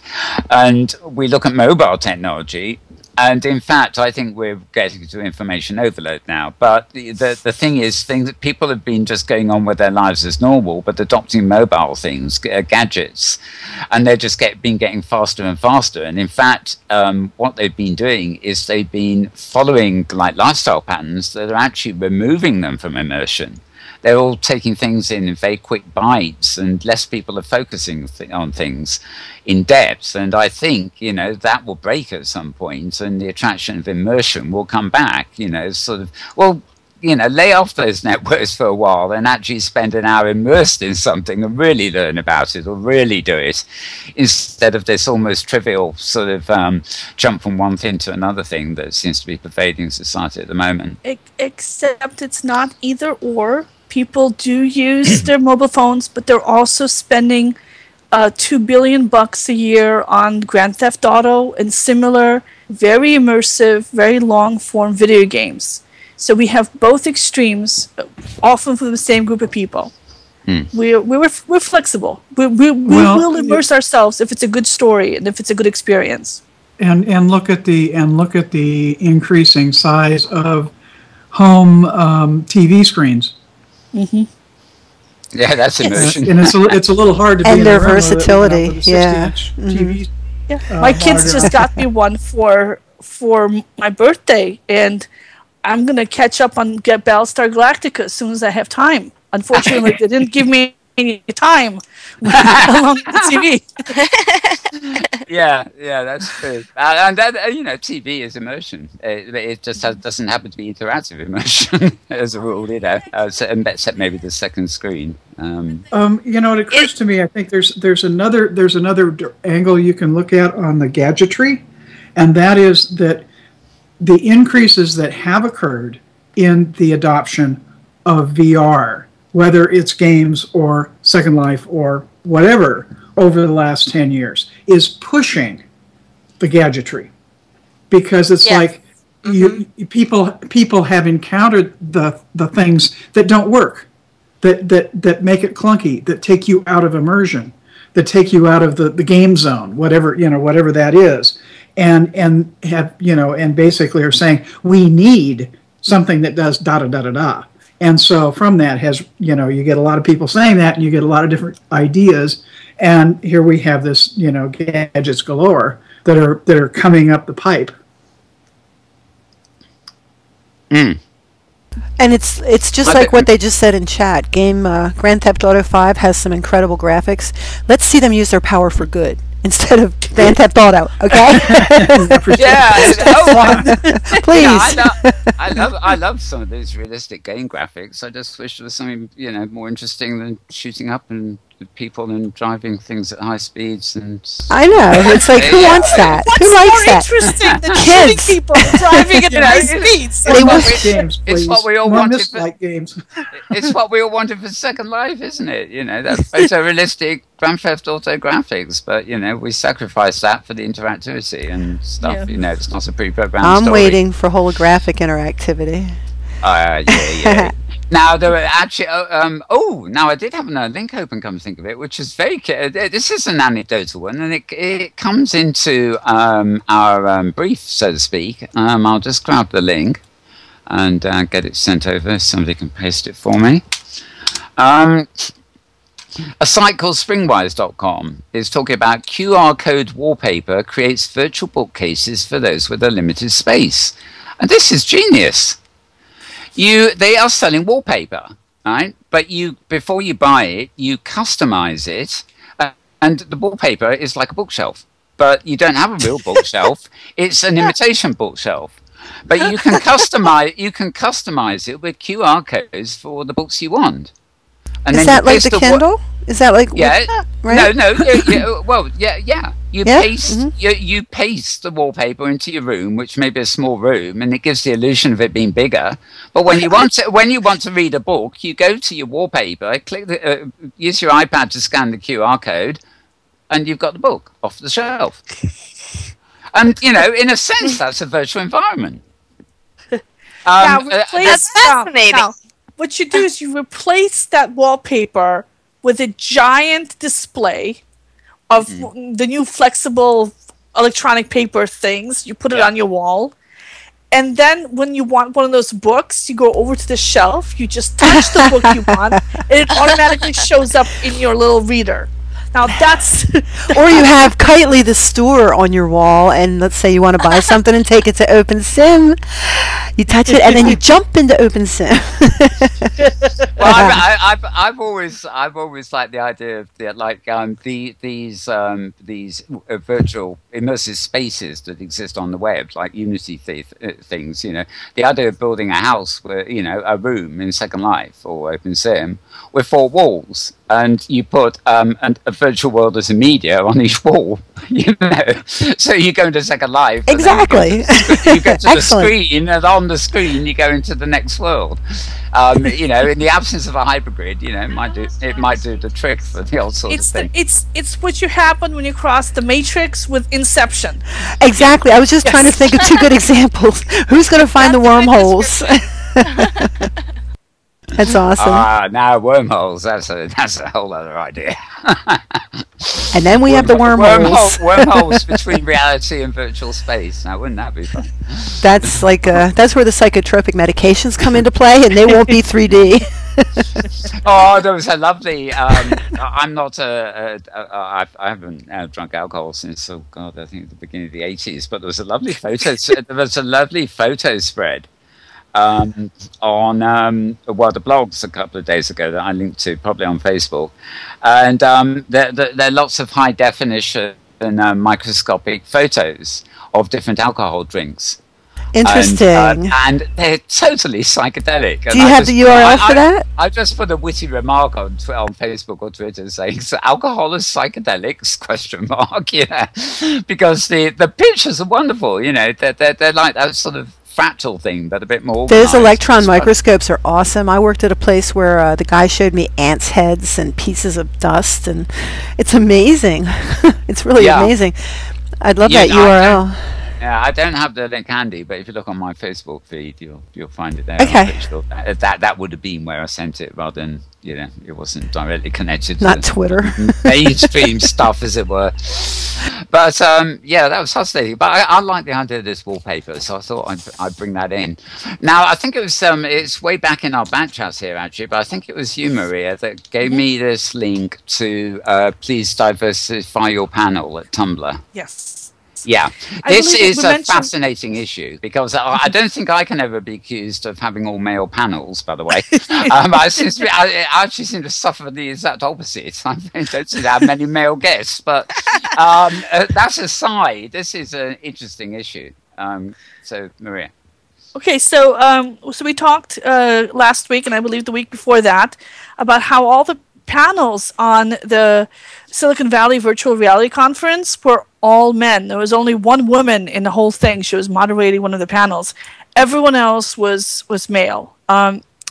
This is a problem because, as you can see from the show, that there are a lot of women in virtual worlds, and having panels that are all male all the time makes it feel like something for men, something that's not particularly welcoming to women, something that doesn't have a lot of women in it. And both of those things are don't have to be true or aren't necessarily true.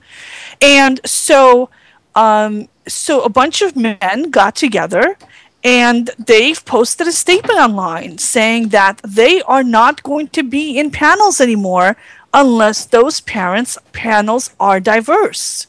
Oh, okay. Yay. Cheers to them. Good.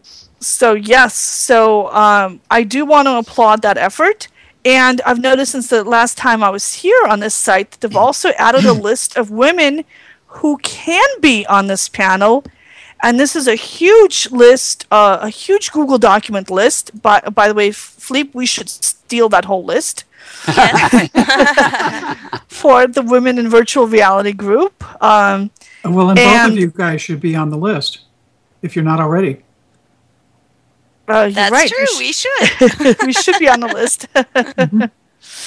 And my main, I don't know. There's people like Jane McGonigal, although she's more on gaming, and Tish Shoots, who I'm going to get back on the program in a couple of weeks. So who actually co-hosted the All conference a couple of weeks ago, which is augmented reality. Although that's merging with VR again. Very, very articulate, well-spoken, knowledgeable, probably more so than most men I can think of, absolutely. This show aside, I find that too. As a male listening to a whole load of other males, I tend to get much bored very quickly half the time because it's limited in scope by that like male consciousness thing. For want of a better word.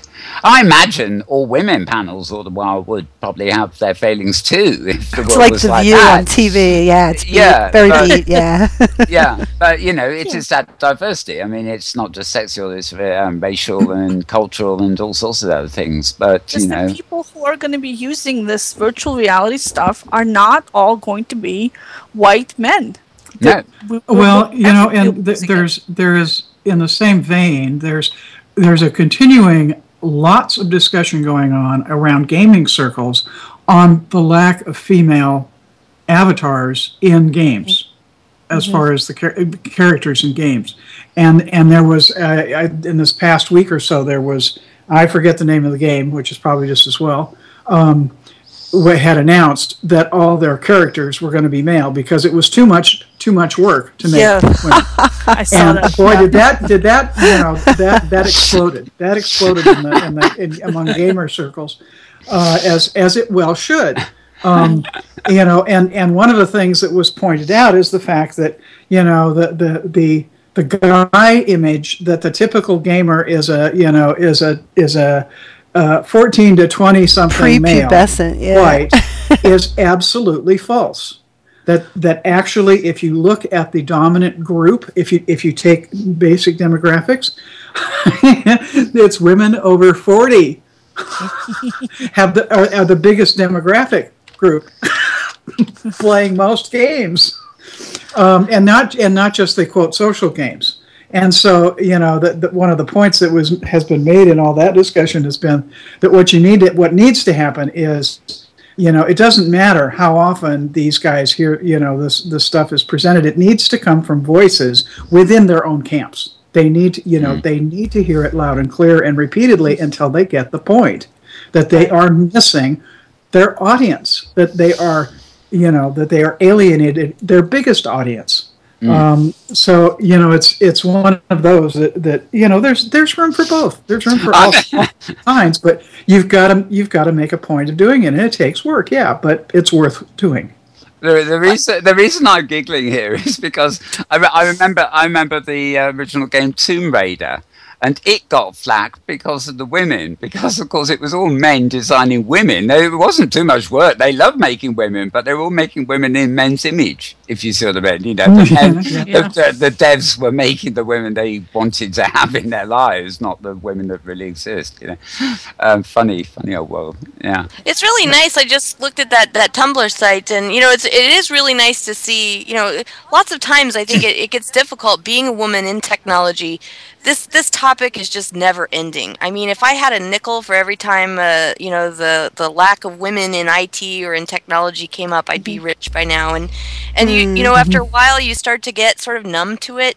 And I think it's probably the same for the guys. They hear this all the time, and you sort of get numb to it. And it's only when something breaks through that little bubble. SVVR did that for me. I hadn't been on a gender kick in a while.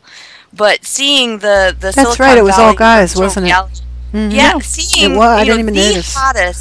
The single hottest, most talked about conference in my field, I was excited about it, and I go to their website and it's like, gosh, not a single woman, because the woman who was on there wasn't added to the list until a couple of days before, I think. And it's that kind of stuff. I like that this Tumblr, that it's men saying, hey, don't put me on a panel unless you're going to be diverse, because that's what it takes. But yet, it's not just conference organizers, it's not just women saying this. We really have to have our, in this case, we need to have our male allies speak up about it. And when we're talking about racial diversity, we need the majority group to also be on the lookout. So I'm glad to see that. I'm glad to see that Tumblr, and from that perspective. Yeah. I'm busy trying to subscribe here, and it won't remember my password. Oh, finally. I think. Log in. Are there any companies that have been that are led by women right now that are on the same level as the men we saw at the SVVR conference? Oh, yeah. Are there 3DICC is headed up by a woman, and this is successor to Teleplace. HP, IBM have female executives. GM has a female CEO right now. There's actually been a bit more progress on the CEO side than on the tech and programmer side. Okay. The number of women in programming has actually dropped a little bit over the past few years, while the number of CEOs and higher executives has gone up a little bit. Not much, but a little bit. But then there's no excuse, because that's what I was wondering. There is no excuse. Good. And the thing is that wasn't all just CEOs. You know, they've got CTOs and they've got folks from a little bit, not just in the C-suite, as they say, but they had folks at that conference who were, you know, still executive leadership, but, you know, not necessarily at the CEO level. And yes, there are tons of women who have similar positions. And I just think this is one of those, we keep talking about gender parity in technology and you know, that's such a it's a hard problem to solve, I'll be the first to admit. Right. But that's the kind of thing you just have to ask yourself, those conference organizers, whoever was putting that webpage together, yeah. What are they thinking? Yeah. I mean, how in this day and age does anybody look at a page of 40 guy faces and not say, we should probably have at least a few women on here? You know? Good point. Yeah. Good point. Just doesn't seem right, does it? It isn't. Yeah. It isn't especially not with women accounting for the majority of customers and users out Maria there. it always cuts to the chase, and that is the truth. Very true. We are the actual, and we're responsible for a higher percentage of spending than our numbers in the population are concerned. Yeah. So we do a slightly higher percentage of shopping than men do. We do make these decisions, and we do use virtual environments and virtual worlds, especially the social ones. I mean, obviously we play the Call of Duty too, but in the social worlds, women are significant size of the population. And in virtual worlds where it's user created. Because you know you have the people that make all the fashions and probably make most of the wigs. There are plenty of big part of the economy, whatever it may be. Almost female occupations. I don't like to define anything like that, but women like clothes and they like making fashions all the and things. cliches, so they it's not surprising they're active. They're such a heavy part of virtual worlds like Second Life, because it does that user created thing, and the community does like appeal across the cross section, whereas a game is probably marketed by men for men half the time, and that really is a problem. I interviewed a bunch of experts on this for a story I did recently for Chief Security Officer magazine, because they have the same problem in the securities industry. And they mentioned that it's very much a Western cultural issue, that there are cultures in which, for example, mathematics is perfectly gender balanced, or programming is gender balanced. And there are schools in the United States where it's gender balanced as well. There's ways you can structure the classes or the approach to it culturally so that it's welcoming to both genders and not just to the male gender. And plenty of other technical careers are gender balanced in the United States already, like law, like medicine. It's a cultural issue here in the United States, and the way to solve it is through cultural approaches. And changing a culture is very difficult, but it is doable. And I think right now it's vital, because we do not want to be left out of building the next major technology platform.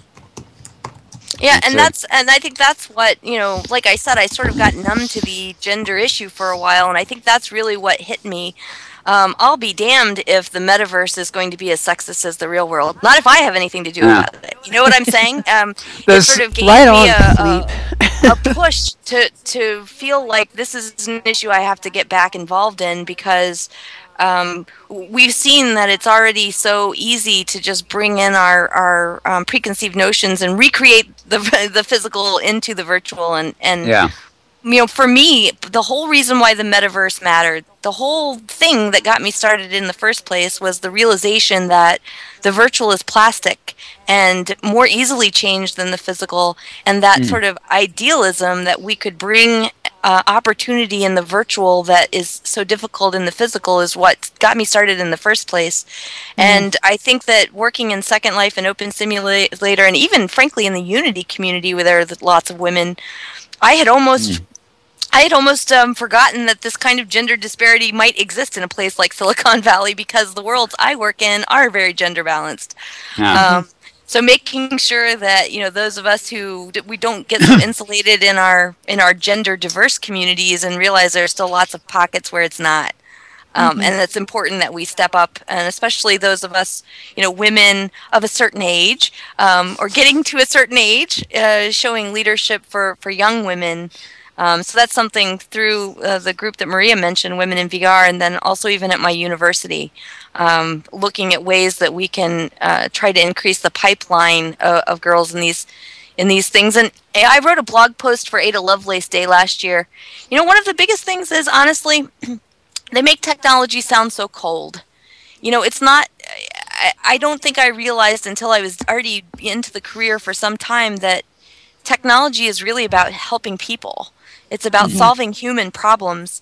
And I don't think that's how we describe technology. We describe it in all these gadgety kind of program language, all these terms that aren't human. We have a tendency to think of technology as technology rather than tools. Whereas technology are our tools. They're just new tools, and we're developing these things to make our lives better. And I think when you describe technology that way, when you say, I'm building software to make the world a better place, I think that's more appealing to women and girls than to say, I'm developing this new complicated algorithm that doesn't have any sense of humanity to it.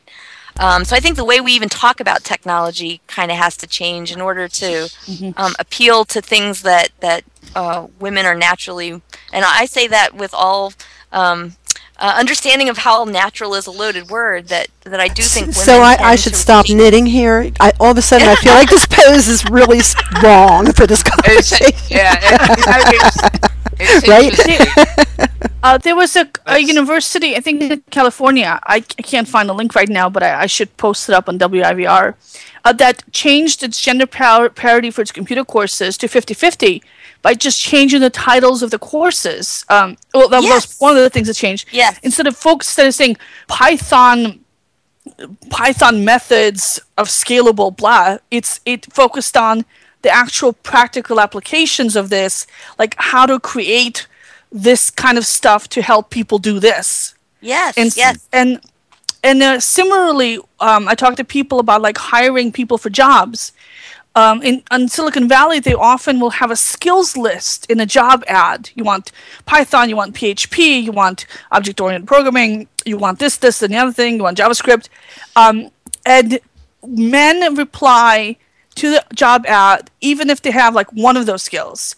Women will reply if and only if they have every single one of those skills.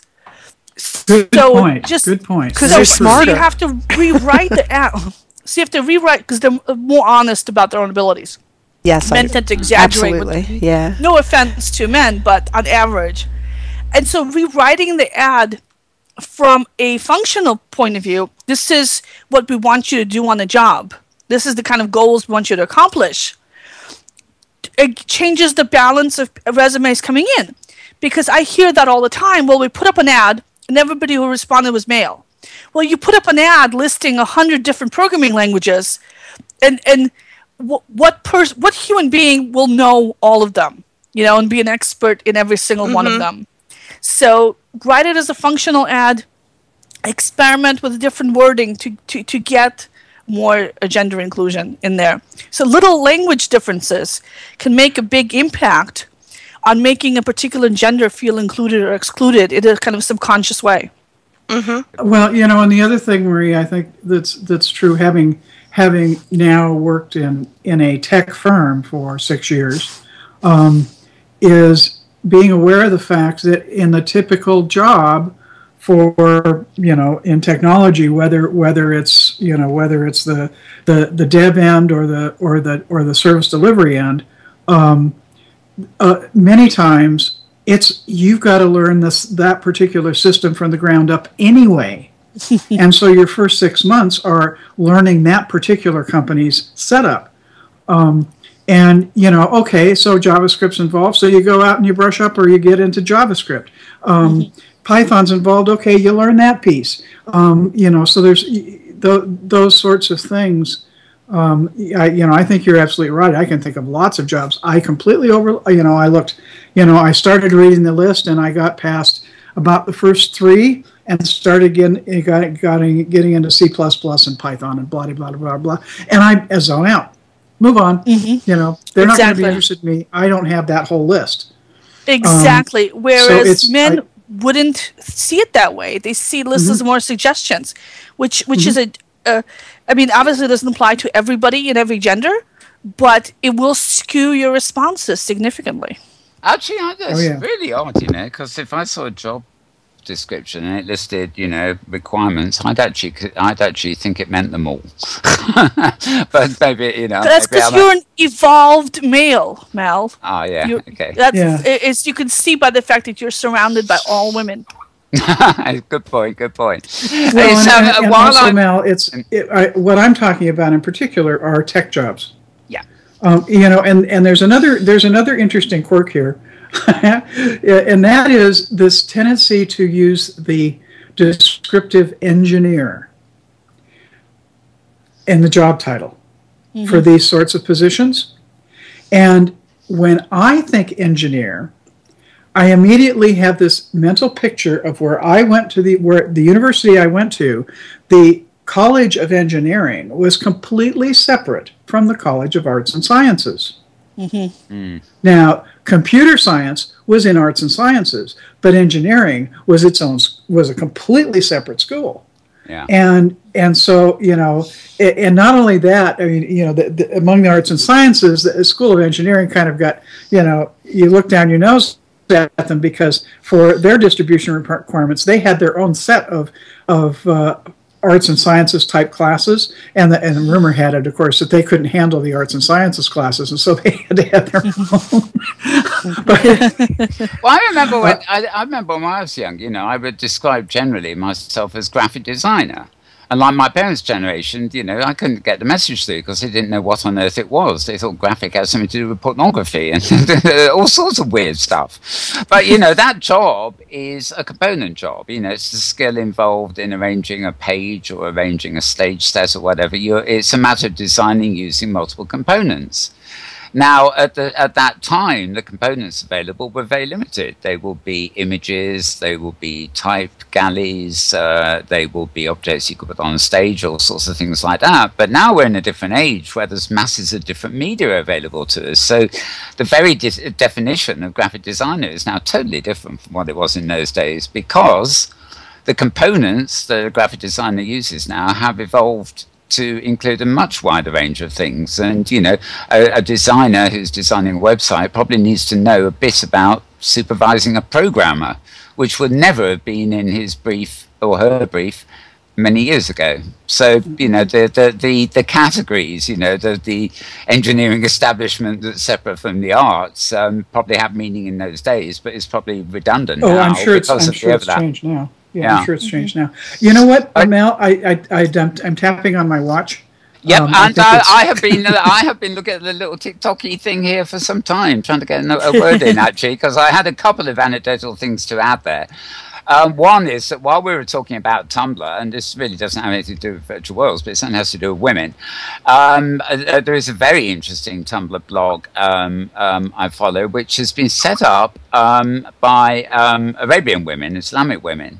And basically, they are all posting photographs of themselves without their burqas. You know, of their own volition. Nobody's making them do it. It's just a kind of protest. And they're doing it. And, you know, I just think that is just a little something, you know, towards maybe some female liberation in those regions. Do you have a link for that, Mel?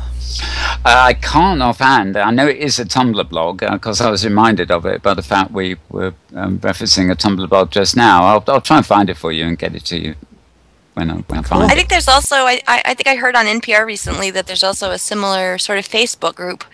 And, you know, there's some concern that there may be some lashback for these women, backlash rather for these women, and you know I feel like that's such a brave thing to do. That's my feeling exactly. I think it's important because of, you know, it's clearly something the women want, and they're brave enough to do it. And yes, I imagine in those societies there could well be a backlash. You know, if individuals are recognised and people about, I don't know, but yes, very brave as well as anything else. come to think of it. So yeah, no, that's I just thought was a very worthy sort of thing, regardless of technology. Just the women anxious to make themselves visible as equal members of society, really.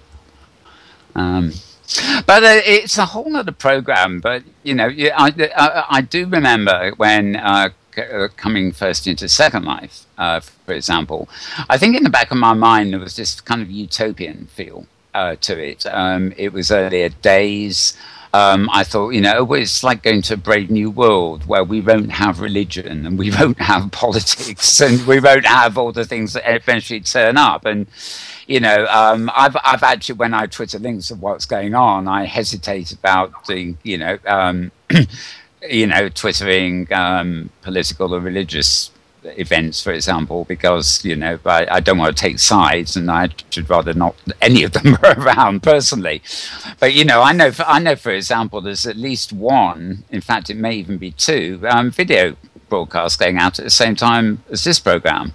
Both are coming from the virtual world, and both are church services of one religion or another. In fact, I think they're all Christianist. But that's. These niche things, complete with the biases they bring in from the old world, so to speak, are actually in there now. There's nothing we can do with it when we're dealing with a virtual world. All virtual worlds are really just the real world in microcosm. And eventually, all these greater representations come in. But all we can really do is try to level the playing field. And certainly addressing the balance between women and men and races, for that matter, is crucial to that. It's part of the ideology that goes with virtual worlds, from my point of view. So, as Tara said, we're nearing the end of our time. Great discussion. We've been on OpenSim and the Hypergrid and women's affairs once again. We've, apart from our brief look at the birthday build, we've haven't had much Second Life news this week. I'm sure it will all start up again when Anna Macmillan is on holiday because she takes a 4-year monthly holiday when the World Cup is on. But we will. I'll bet she'd be talking about the birthday if she were here. Exactly. And of course, this time next week, the main gist of the birthday thing will be over. And I'm hoping we will be with you. I was planning to do some footage myself, and Petlove is also offering to help. So we're going to try and bring you as much as stuff from the birthday build for you to watch at your leisure for the archives. It's all important, so we'll be doing that as best we can. So roundup time. I'm going to go around everybody one by one just to see if they've got any other anecdotes or things they might care to, what you've been doing in the last week, what you're going to be doing in the next week, and anything you might have forgotten when you were talking. Let's start with Petlove. I knew you were going to do that because I just want to say that the conversation today has been really interesting and uplifting, and there's so much I don't know because my head is just in such different places. And Maria and Fleep, thank you for being here. You guys are great. You should come every single week. Thanks. That's all I say. I just wanted to mention that. And I have the usual happy hunting and stuff, Mal. I know you want me to advertise something, but all I can say is go to the birthday. It'll be fun. Yeah. And Happy Hunting is up on Meta World 1 now. In fact, it was up yesterday, along with angry and honorary shows, and actually there's quite a lot of interesting sort of absolutely less visible shows coming out at Second Life that we just dump on the channel there, so you'll get a bit of exposure, so to speak. And yes, all the birthday will be fun. Okay, Fleep, anything else you'd like to bring up, or tell us about your week or coming up, or anything? Yeah, I guess I would just like to, definitely invite folks to check out the Open Simulator Community Conference, conference.opensimulator.org, and proposals are due next week, and we need volunteers, which is something I forgot to say. So if you're interested in helping with the conference, we definitely need volunteers to help with greeting and streaming and all that great stuff. So we will definitely hope to see you there. I must actually arrange with you, Maria, to come along to one of your meetings. Maybe I don't know if we can help with broadcasting stuff. Oh yes, like that, we would love it if you could. and also, I'm just a nosy bugger. I'm interested, so I'd love to come to one of your meetings next time you have one. So one of you can remind me. Okay, Maria. Well, this week I'm going to be gathering information for the end of month report. This is the report about all the stuff that's happening on the grids. So if you have July celebrations coming up, if you have sales, announcements, send them my way. If you have a hypergrid hunt, please let me know. I'd love to see a hypergrid hunt or any kind of cross-grid activity like that. So if you don't know where to find me, I'm at maria@hypergridbusiness.com. There is I keep coming across it, but it's I don't think I'm getting it as a regular feed. There is actually a sort of hypergrid explorers-y sort of thing going on, not Pathfinder's thing, but another one which has a hunt component, I think. In fact, maybe we should take Happy Hunting's crew along there, an open sim hunt. Well, I'm supposed to be leading one of those tours. I wonder when. I thought I had it on my calendar, but I may have. I hope they weren't disappointed last week waiting for me to show up because I forgot to. Well, if you find out, I did, I'm really sorry about that. If you find out, let me know, and I'll come and join you. So if it goes in your calendar, it can go in mine, and I might actually make it. I miss things because they somehow don't get to my Google Calendar. That's the problem. Yeah, good stuff. Okay, Tara. Well, just a last plug. Pay a visit to my SL11B build, which is in Spellbound. You can, by the way, there is a list of all the exhibitors and with hyperlinks at the SL community birthday. That one. Community celebration website. Yes, and I might also just one last note on my build.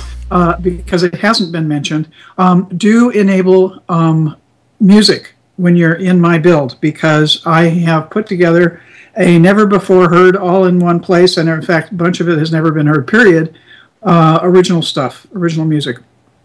Yay. Yes, indeed. It's some of it's fairly rough because it was never done it's never finished. But nonetheless, it goes with the build. I did show that little clip of yours that I voiced over before the show, but no music on that. So yes, definitely switch on the music and listen to Tara's opus mix. All right. Right. Okay. Just one other thing I've just seen lying on the screen here, not major thing. There's a piece of software called Metabolt. It's a bit like Radagast. It's a desktop client for virtual worlds that is lightweight, text-based, basically, and it works with both Second Life and OpenSim. And they've just updated it to version 0.9.71.0, etc., etc., etc. And Metabolt's website, from what I can tell, is metabolt.net. I'm going to type that in. Metabolt.net. I think we need the HTTP in front of it, but there it is. And I actually find these, I use Radagast quite a lot, but I actually find these programs useful because I could, say, log into OpenSim in Radagast and have IMs open on one desktop while I'm in Second Life on another desktop. And, I'm not running two full clients. It's just a good way of keeping in touch with the IMs that are forever capped if I don't go and collect them and stuff like that. So Metabolt I have tried in the past and quite enjoyed it. I use Radagast out of habit, but if I remember, it's just as good. And it's been updated, so there you go, from a company called Casper Tech. Right, okay, well, it's time to close the show. We're a bit over our time as ever, and both Petlove and I are actually going to be on cameras again in a couple of hours at the birthday. You know what? If I had remembered that, we would have been done 15 or 20 minutes ago, Mel. Just by the way. Yeah, okay. I know. Yeah. It's not for a couple of hours, but yes, indeed. Yeah, we do always seem to go over the time, but never mind. We will, of course, be back next week with another thrilling, engaging installment of the chat show that is the Inworld Review. What else can I say? A reminder that a replay of this will be posted in tomorrow's Metaverse Week in Review on this channel, and you can see its video on demand at any time by going to slartist.com. That's SLARTIST.com, and you can watch all our back programs and indeed this program, well, within the next couple of hours at that site, so you can see us again or afresh whenever you want. So thanks everybody for watching, and without further ado, I'm going to sign off. I'd like to thank all my guests, Maria and Tara, of course, but also Fleep and Petlove Petshop. Thank you all, and we're off. Bye bye. Thank all my guests, Maria.